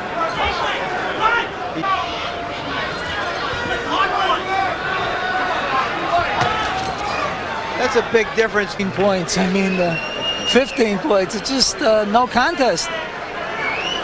Tested, and he's not performing, and he's not being tested. He's not as good as they are. He hasn't had the record to show it yet. I think but it's been said about every champion. And it's been said about Mike Tyson by Mike Tyson also. He has said he's not great yet.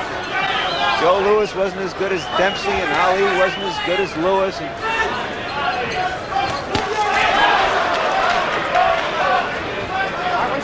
Well, we needed something. I didn't know that it would be.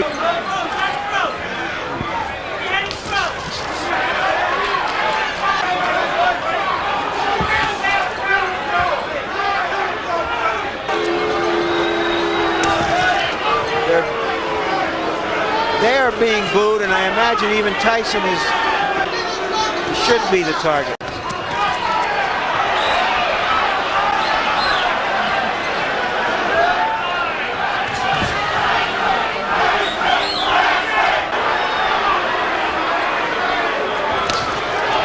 was a right hand by Smith.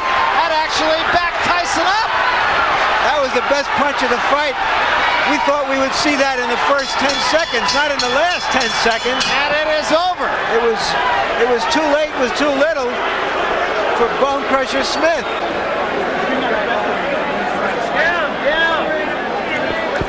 Do everything he could. Let's take another look at that action right at the end. And I'm sure Mike Tyson, the next time we talk to him, is going to say that was one of the hardest shots he's taken. It definitely backed him up. Here's another look at it. Smith coming from down around the shoe tops. A wild swinging and holding. That was pretty much the story of the fight. Do you feel satisfied after that fight? Well, I feel good, but I don't feel satisfied. But as you know, he was just trying to survive. I thought he was going to come out there and try to beat me up, like he said. When I threw my jab, I was hitting him with my jab, and I was hurting him with my jab. But I feel like, he didn't want to fight. He didn't want to win. And I knew guys like that would never hit me. And the last round, he hit me with a good shot. He was a hard puncher because I felt the punches in my arm and stuff. But like I said, I could take a good punch. And now I proved to everybody. In the last round, he threw a good punch, and I felt it, but I came right back.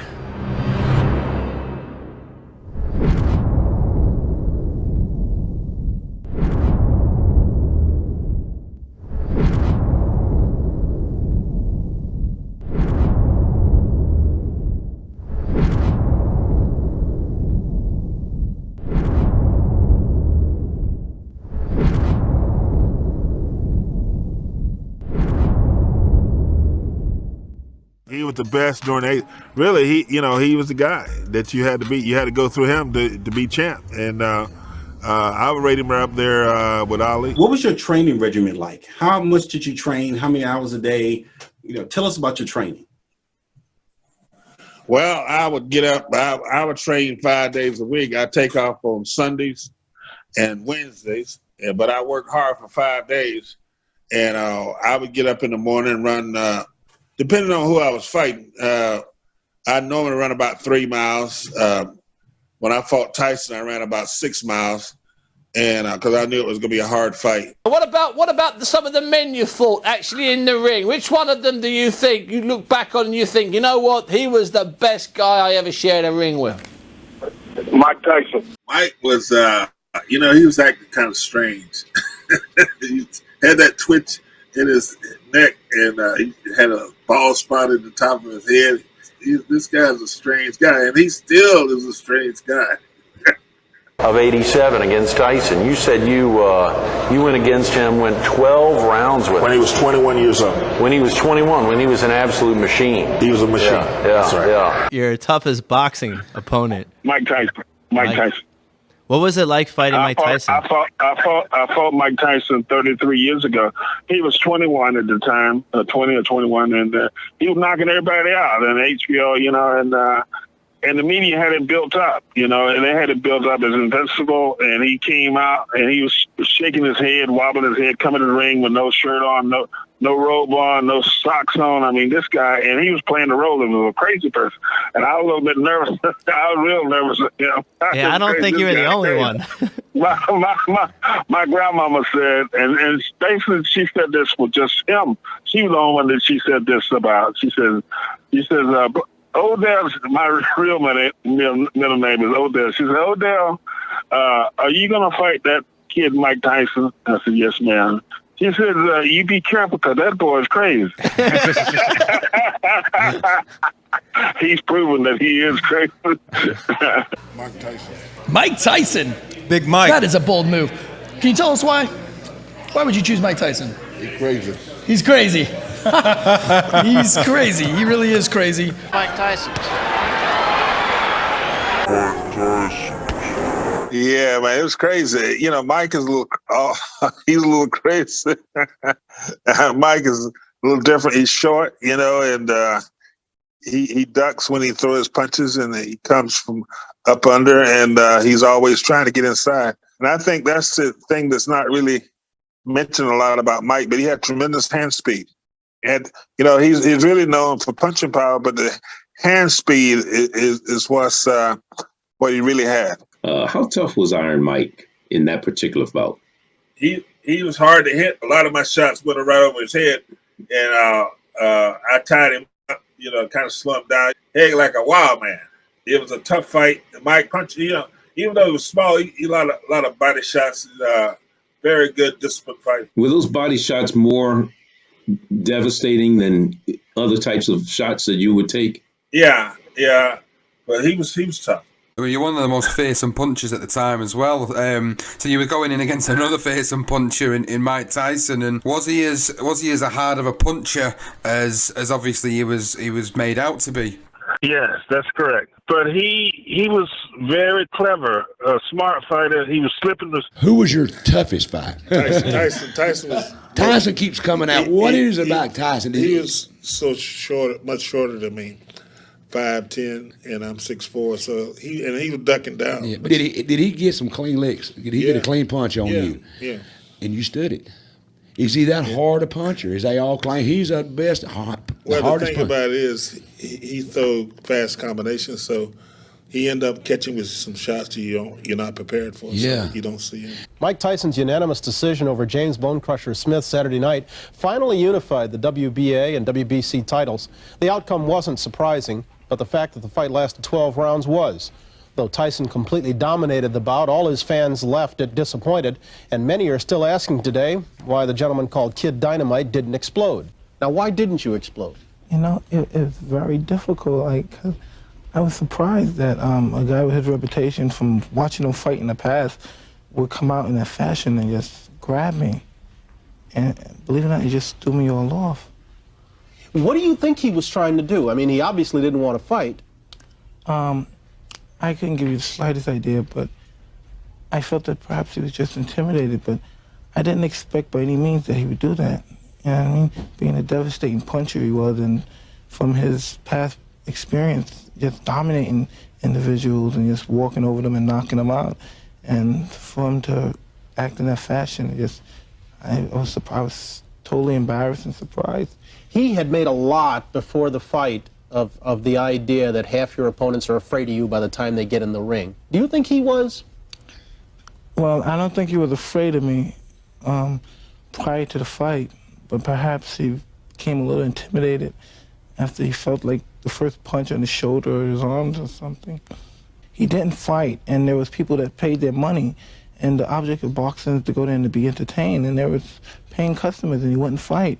And it's just unbelievable that he got away with it, you know, without putting out any effort to survive, and got away with $1 million for it.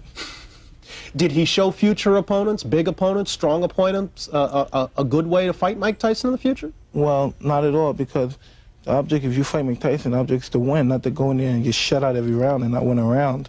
It was more bone crusher or bone clincher. Right. And we want the media and everybody, which always been very good to me, but we want them to get my name straight. It's not Bone Clutcher, it's Bone Crusher, and we're going to crush everybody that get in front of us. We want everybody to understand what the name is. James Bone Crusher Smith. We're going to crush the bone.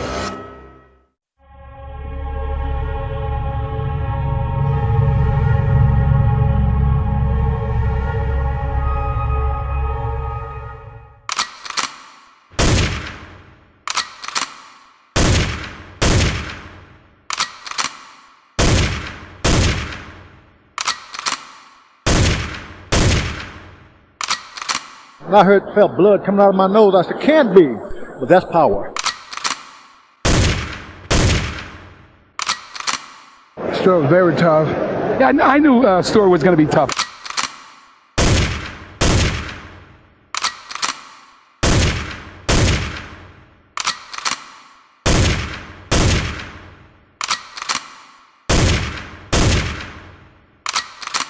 Whew, he's a tough fighter.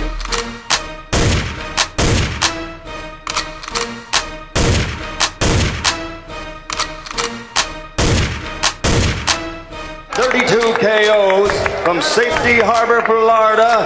He's ranked in the top 10, ladies and gentlemen. He is Alex the Destroyer Stewart. Bow, bow, bow, bow. Bitch, I'm bursting at him. Bow, bow, bow, bow. Bitch, I'm bursting at him. Bow, bow, bow, bow. Bitch, I'm bursting at him. Ain't no talking, homie. I'm just bursting at him. Bow, bow, bow, bow. Bitch, I'm bursting at him.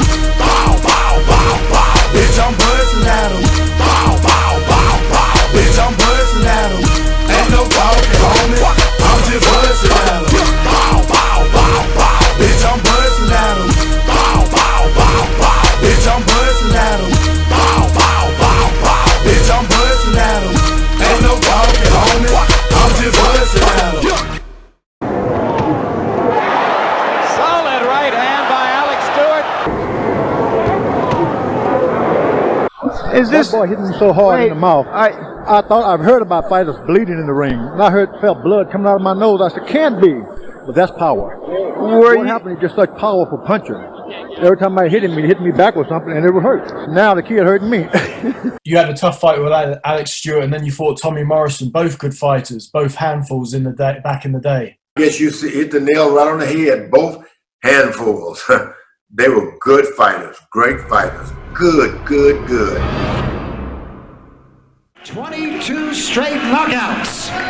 He is ranked number 5 by the World Boxing Association, a native of London, England, and now residing in Brooklyn, New York. Ladies and gentlemen, here is Alex the Destroyer Stewart. There's Tim Witherspoon, the man you spoke of, the former WBA heavyweight champion.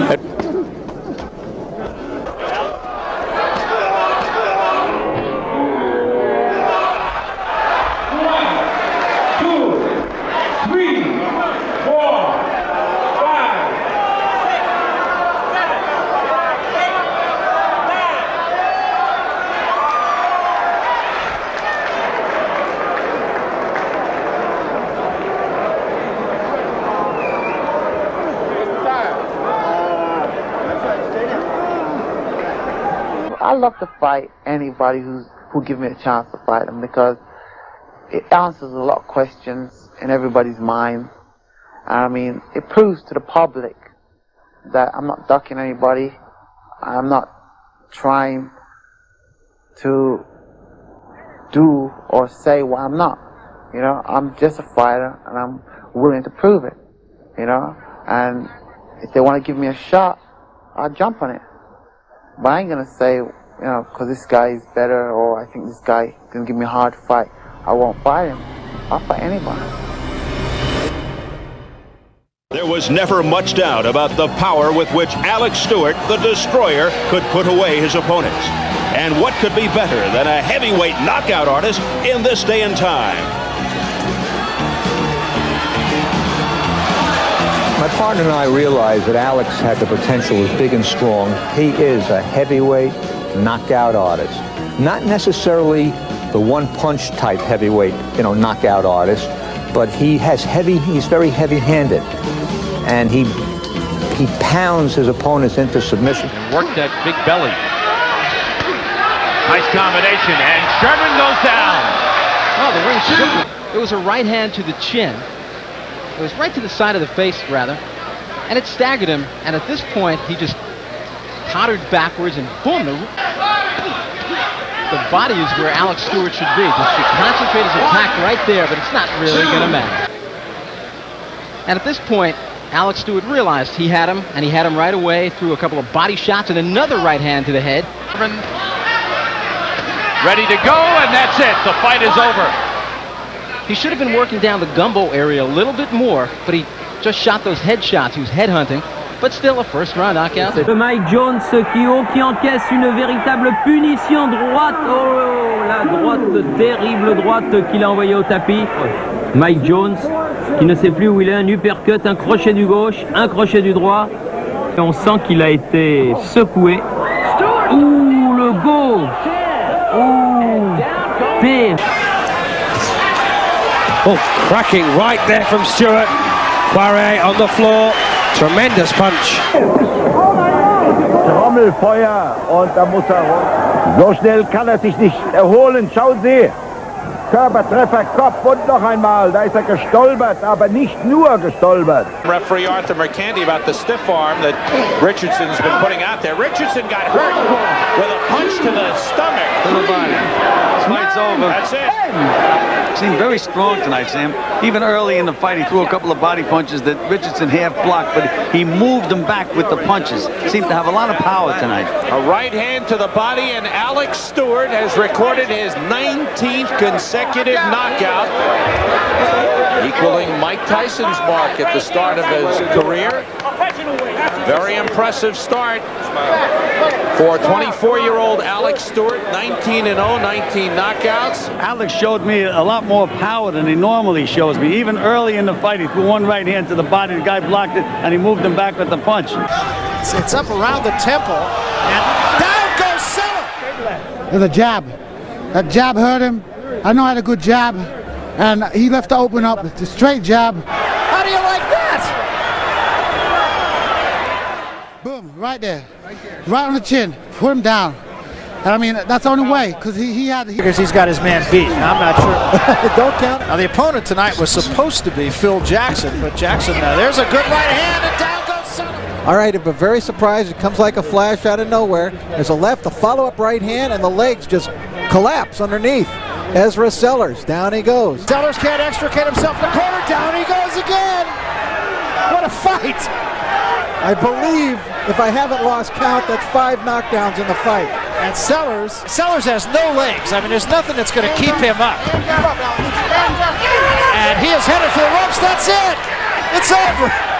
Oh, my, what a fight. I think that may be. Well, you talked about what a tough veteran Alex Stewart was, and you said it, pal. Wins, no losses, 22 knockouts. Tell us what you see. Wins, no losses, 22 knockouts. It's really important my...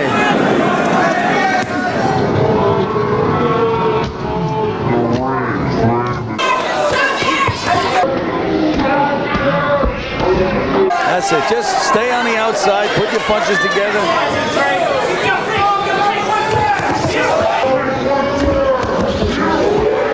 Big left by Stewart.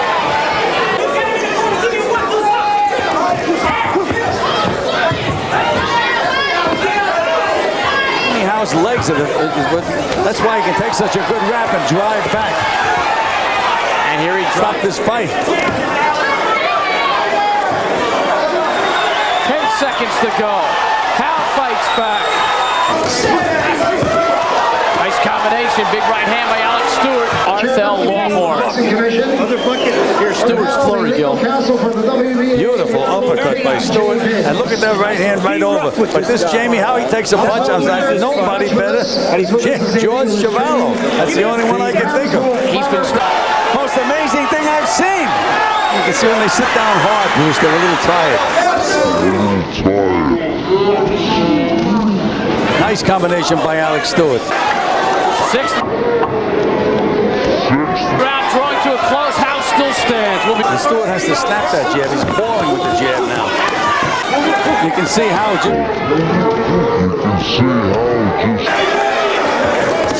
There's the punch. Big right by Stewart. There's the punch. Seconds left in this round. Stewart a big right hand, and Howe finally goes down with a body blow. And accumulates. They stop this fight. Calm down. Bruce, I hope they stop the fight. I hope they stop the fight. Good shots from both heavyweights. Like that. And see the fight, and that is you get in there and brawl. Although even more visible as this fight wears on. Using that jab.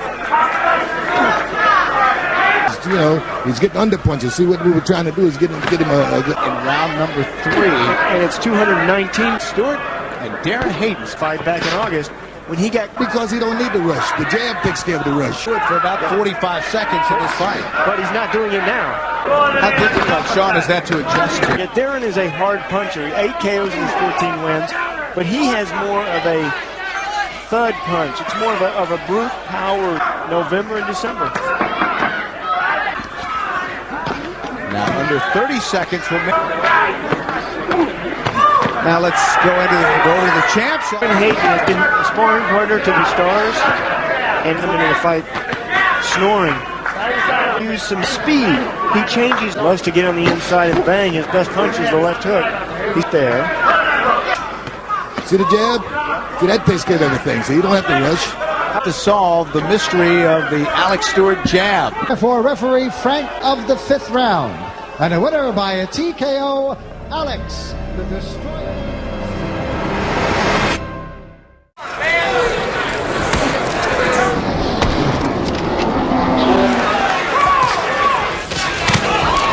He steps it up a notch.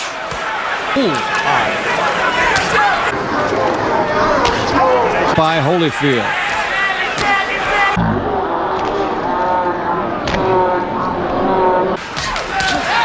And just main events right after the 1984 Olympics.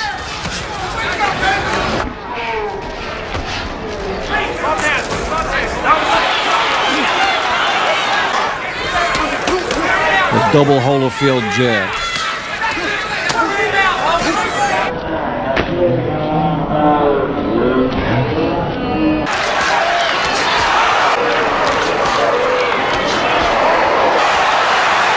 Stewart trying.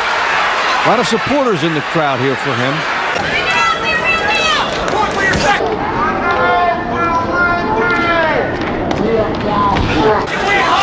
A split decision. Terrell Biggs.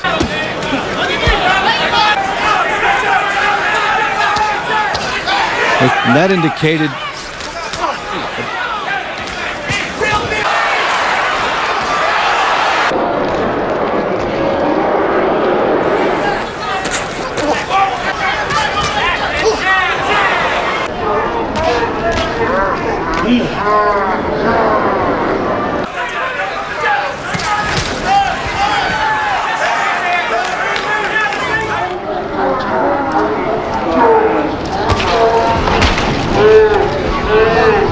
and you have to love his patience. He doesn't go after one big bomb. And he's loosened up a little bit in this round. There's a right hand by Stewart. Heavyweights vying for the right. Who's taking his best shots, and there's a good right hand by Stewart.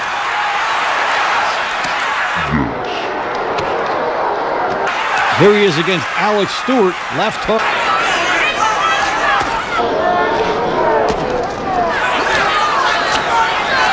The right hand there from Stewart.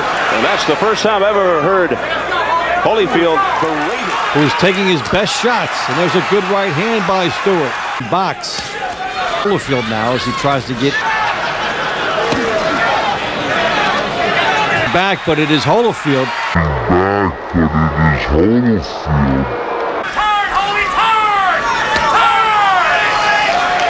Trying to counter.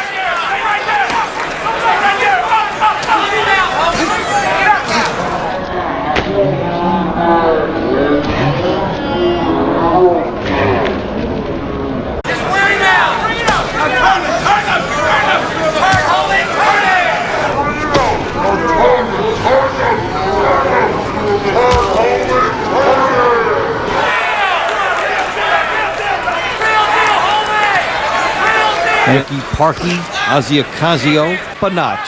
Excellent, round 5.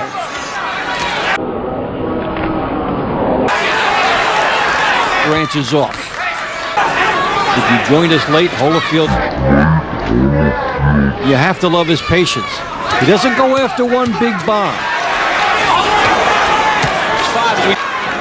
Evander, disappointment or satisfied with your performance? Well, I did the best I could today. Still very tough, and you know, I don't make no excuses about anything. He's an Alex Stewart game fighter. I can't take nothing from him, but he's a very game fighter. I think Alex Stewart got a good future. I think he can beat a lot of guys out there. Yeah, I might have to take my hat off. The guy came out to fight, and he had something to prove, and he really proved that he's a good fighter. And he deserved to be in the top 10. Evander Holyfield, were you satisfied with the performance? No, really not. You know, he was tough out there. Yeah, I knew Stewart was going to be tough. I knew that he wasn't going to be an easy fight. A young kid out there, 24 knockouts out of 24 fights. And regardless of what they said about the opponents, the guy can punch.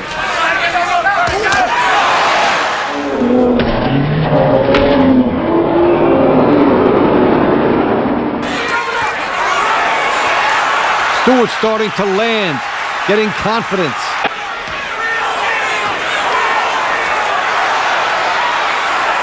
The bigger guy.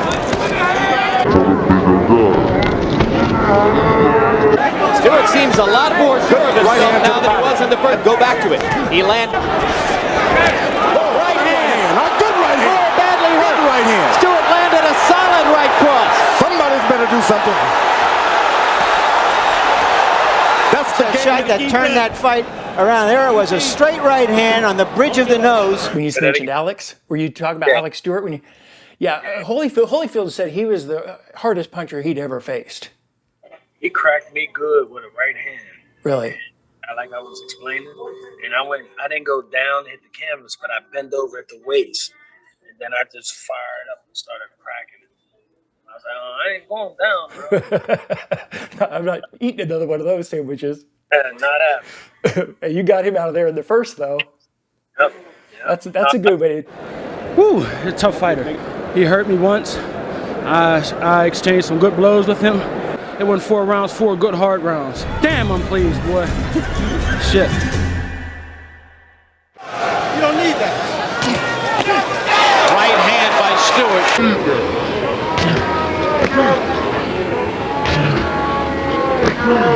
The convention centers, they want more action. They want more action. Here in Atlantic City, New Jersey. Put it together for 3 minutes a round. Stewart just ducked him. Clubbing right hand, Holyfield trying to zero in on that eye.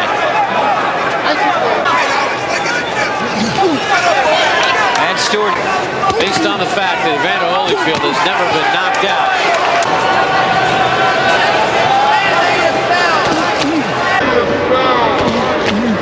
In this fight, the 4th round, and Holyfield letting loose. How much soul searching can you do? You know, to get back to him. They're the CompuBox numbers, and there are the CompuBox numbers, and because you have to look at the number thrown and connected, not necessarily. After the first 2 rounds, Evander has been more of a technician. Evander Holyfield has dictated the terms of this fight. Alex Stewart does some nice countering. Yeah, he waits for Evander Holyfield. Well, just under a minute to go. Take a look at the CompuBox numbers. Holyfield has thrown 90 win. Well, Alex Stewart has not adjusted other. Stewart just ducked. He has not fought with the desperation of someone who knows he needs the big win and try to get a shot early in this bout. For Alex Stewart, headlights. Yeah, it's been quite a transformation as Stewart has been very slow to get going. Not to lose as opposed to win. Well, we've talked about him being scared in other fights. Well, if he doesn't do something, he'll be sizing up very lopsided scorecards. To land that one big punch, and you know it's not going to come if he waits. He's in throwing 70 more. Very comfortable margin for him, Martley. But he can't sit back and just wait for that.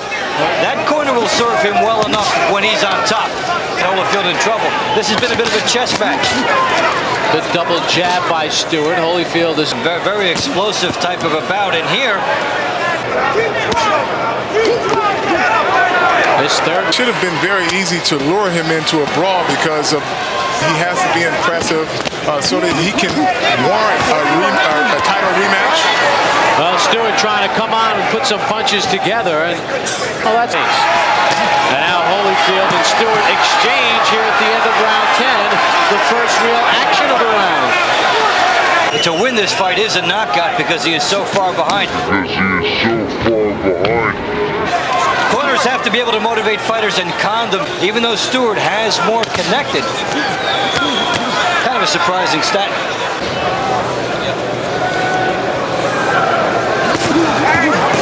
Clubbing left. No, this is the story of his career. He's been taking a lot, giving away. There for Stewart to get off first, and he waits. Whereas Holyfield had the idea. Now Stewart with the uppercut. Get Holyfield to throw the jab, not call with it. And Stewart is getting braver here in round 4. He's in with an experienced fighter. Left hand. Carl mentioned earlier. Well, Stewart unleashes a combination. He has not fought with the desperation of someone who knows he needs the big win to get into contention. The opportunity for him here is enormous. Message. He timed that missed jab by Holyfield and landed smartly. Stewart too much in a reactionary mode. In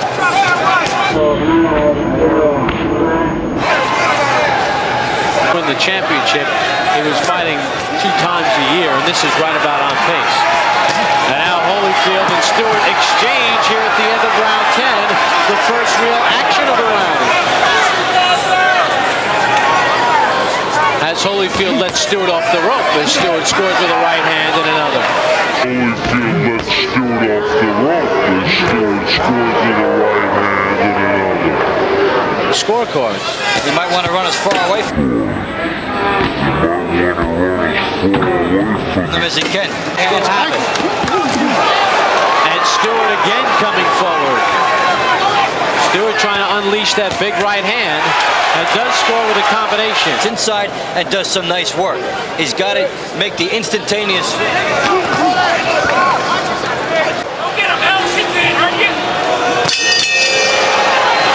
Both fighters score at the bell.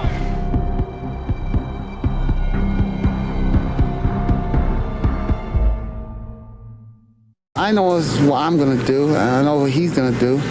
And we're both fighters, and when it comes down to it, he's going to hit me, I'm going to hit him.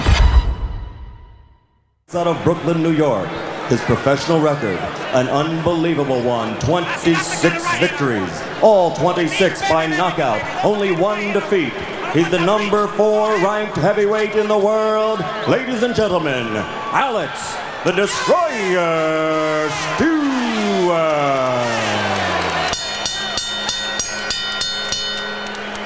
34 by KO, only 1 defeat. He's the number 1 ranked heavyweight in the world. Ladies and gentlemen, the former heavyweight champion of the world, Iron Mike Tyson. Tyson.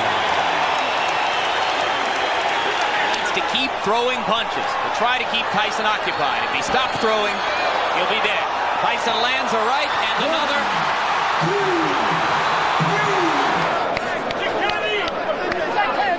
And here's the first of the 3 knockdowns.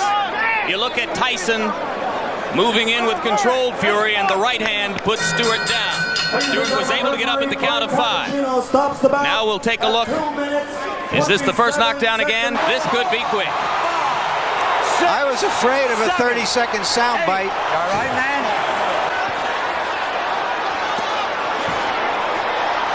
A shot to the body, another solid right hand. Remember, Stewart never went down against Evander Holyfield.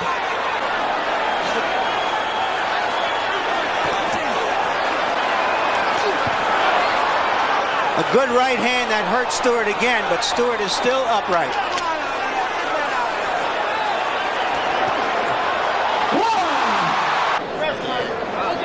The left to set it up, the glancing right off the top of the head. And Stewart down for the second time in the round. Down number 2. By this time, Stewart still wobbly from the first knockdown. And he went down without Mike having to land a crushing blow. Another look at knockdown number 2. And you can see that the right hand simply glanced off the top of Stewart's head, but it was enough to put down a very wobbly fighter at that point. 7, 8, 9. He's up just at the count of 9, Jim. How you feel, man? Taking a good look at Cappuccino. He's going to let him go. And Stewart has quit throwing punches. You can see how wobbly his legs are. 2 more right hands land. Stewart must land something, or else it's just a question of a few seconds. That'll do it. Through round number 1. He was not able to do it. Here's knockdown number 3, which came at 2 minutes 27 seconds of the first round. A right and a left, and that was enough for Alex Stewart. Referee Frank Cappuccino began the count, which was academic at that point because of the 3 knockdown rule. Another look at the third knockdown. Solid left to the side of the head, but by that time it was the accumulation of punishment throughout the round which contributed to Stewart's demise. So Mike Tyson, in his 3 fights in this particular ring, his last 3 fights, I should say, in this particular ring, 6, they're forgetting that the 3 knockdown rule is in effect. This fight is over. Alex, after the loss to Mike Tyson in Atlantic City in December, talk of retirement. How serious were your thoughts about retiring from the ring? Well, actually, I did think I was going to retire that time. I thought, a loss like that, you always think about retirement. But, now I figure I'd give it one more shot. You have a change of location and a change of trainers. Tell us how that came about. Well, I was talking about going to Florida, and me and my wife, and we decided Florida would be good. But then my trainer said to me, I should keep on boxing because I only lost 1 fight. And, I tried Lifeline, who's a great defensive trainer. And my manager said, well, give it one more shot, and that's what I'm doing. Lifeline, of course, is Jimmy Williams. How did he get that nickname Lifeline from you? Because I had so many I had Jimmy Fennell, my trainer, and Jimmy's son. I have a Jimmy, a friend, so I decided to just call him Lifeline and make it easier so I can know who's the different one. Is your main objective now getting back at Mike Tyson? My main objectives haven't changed. I think the main objective right now is to get the world title. Mike Tyson will come. Every beat we'll have to beat now, and take it from there, and then go back and take it for a world title shot. And then I go for Mike Tyson.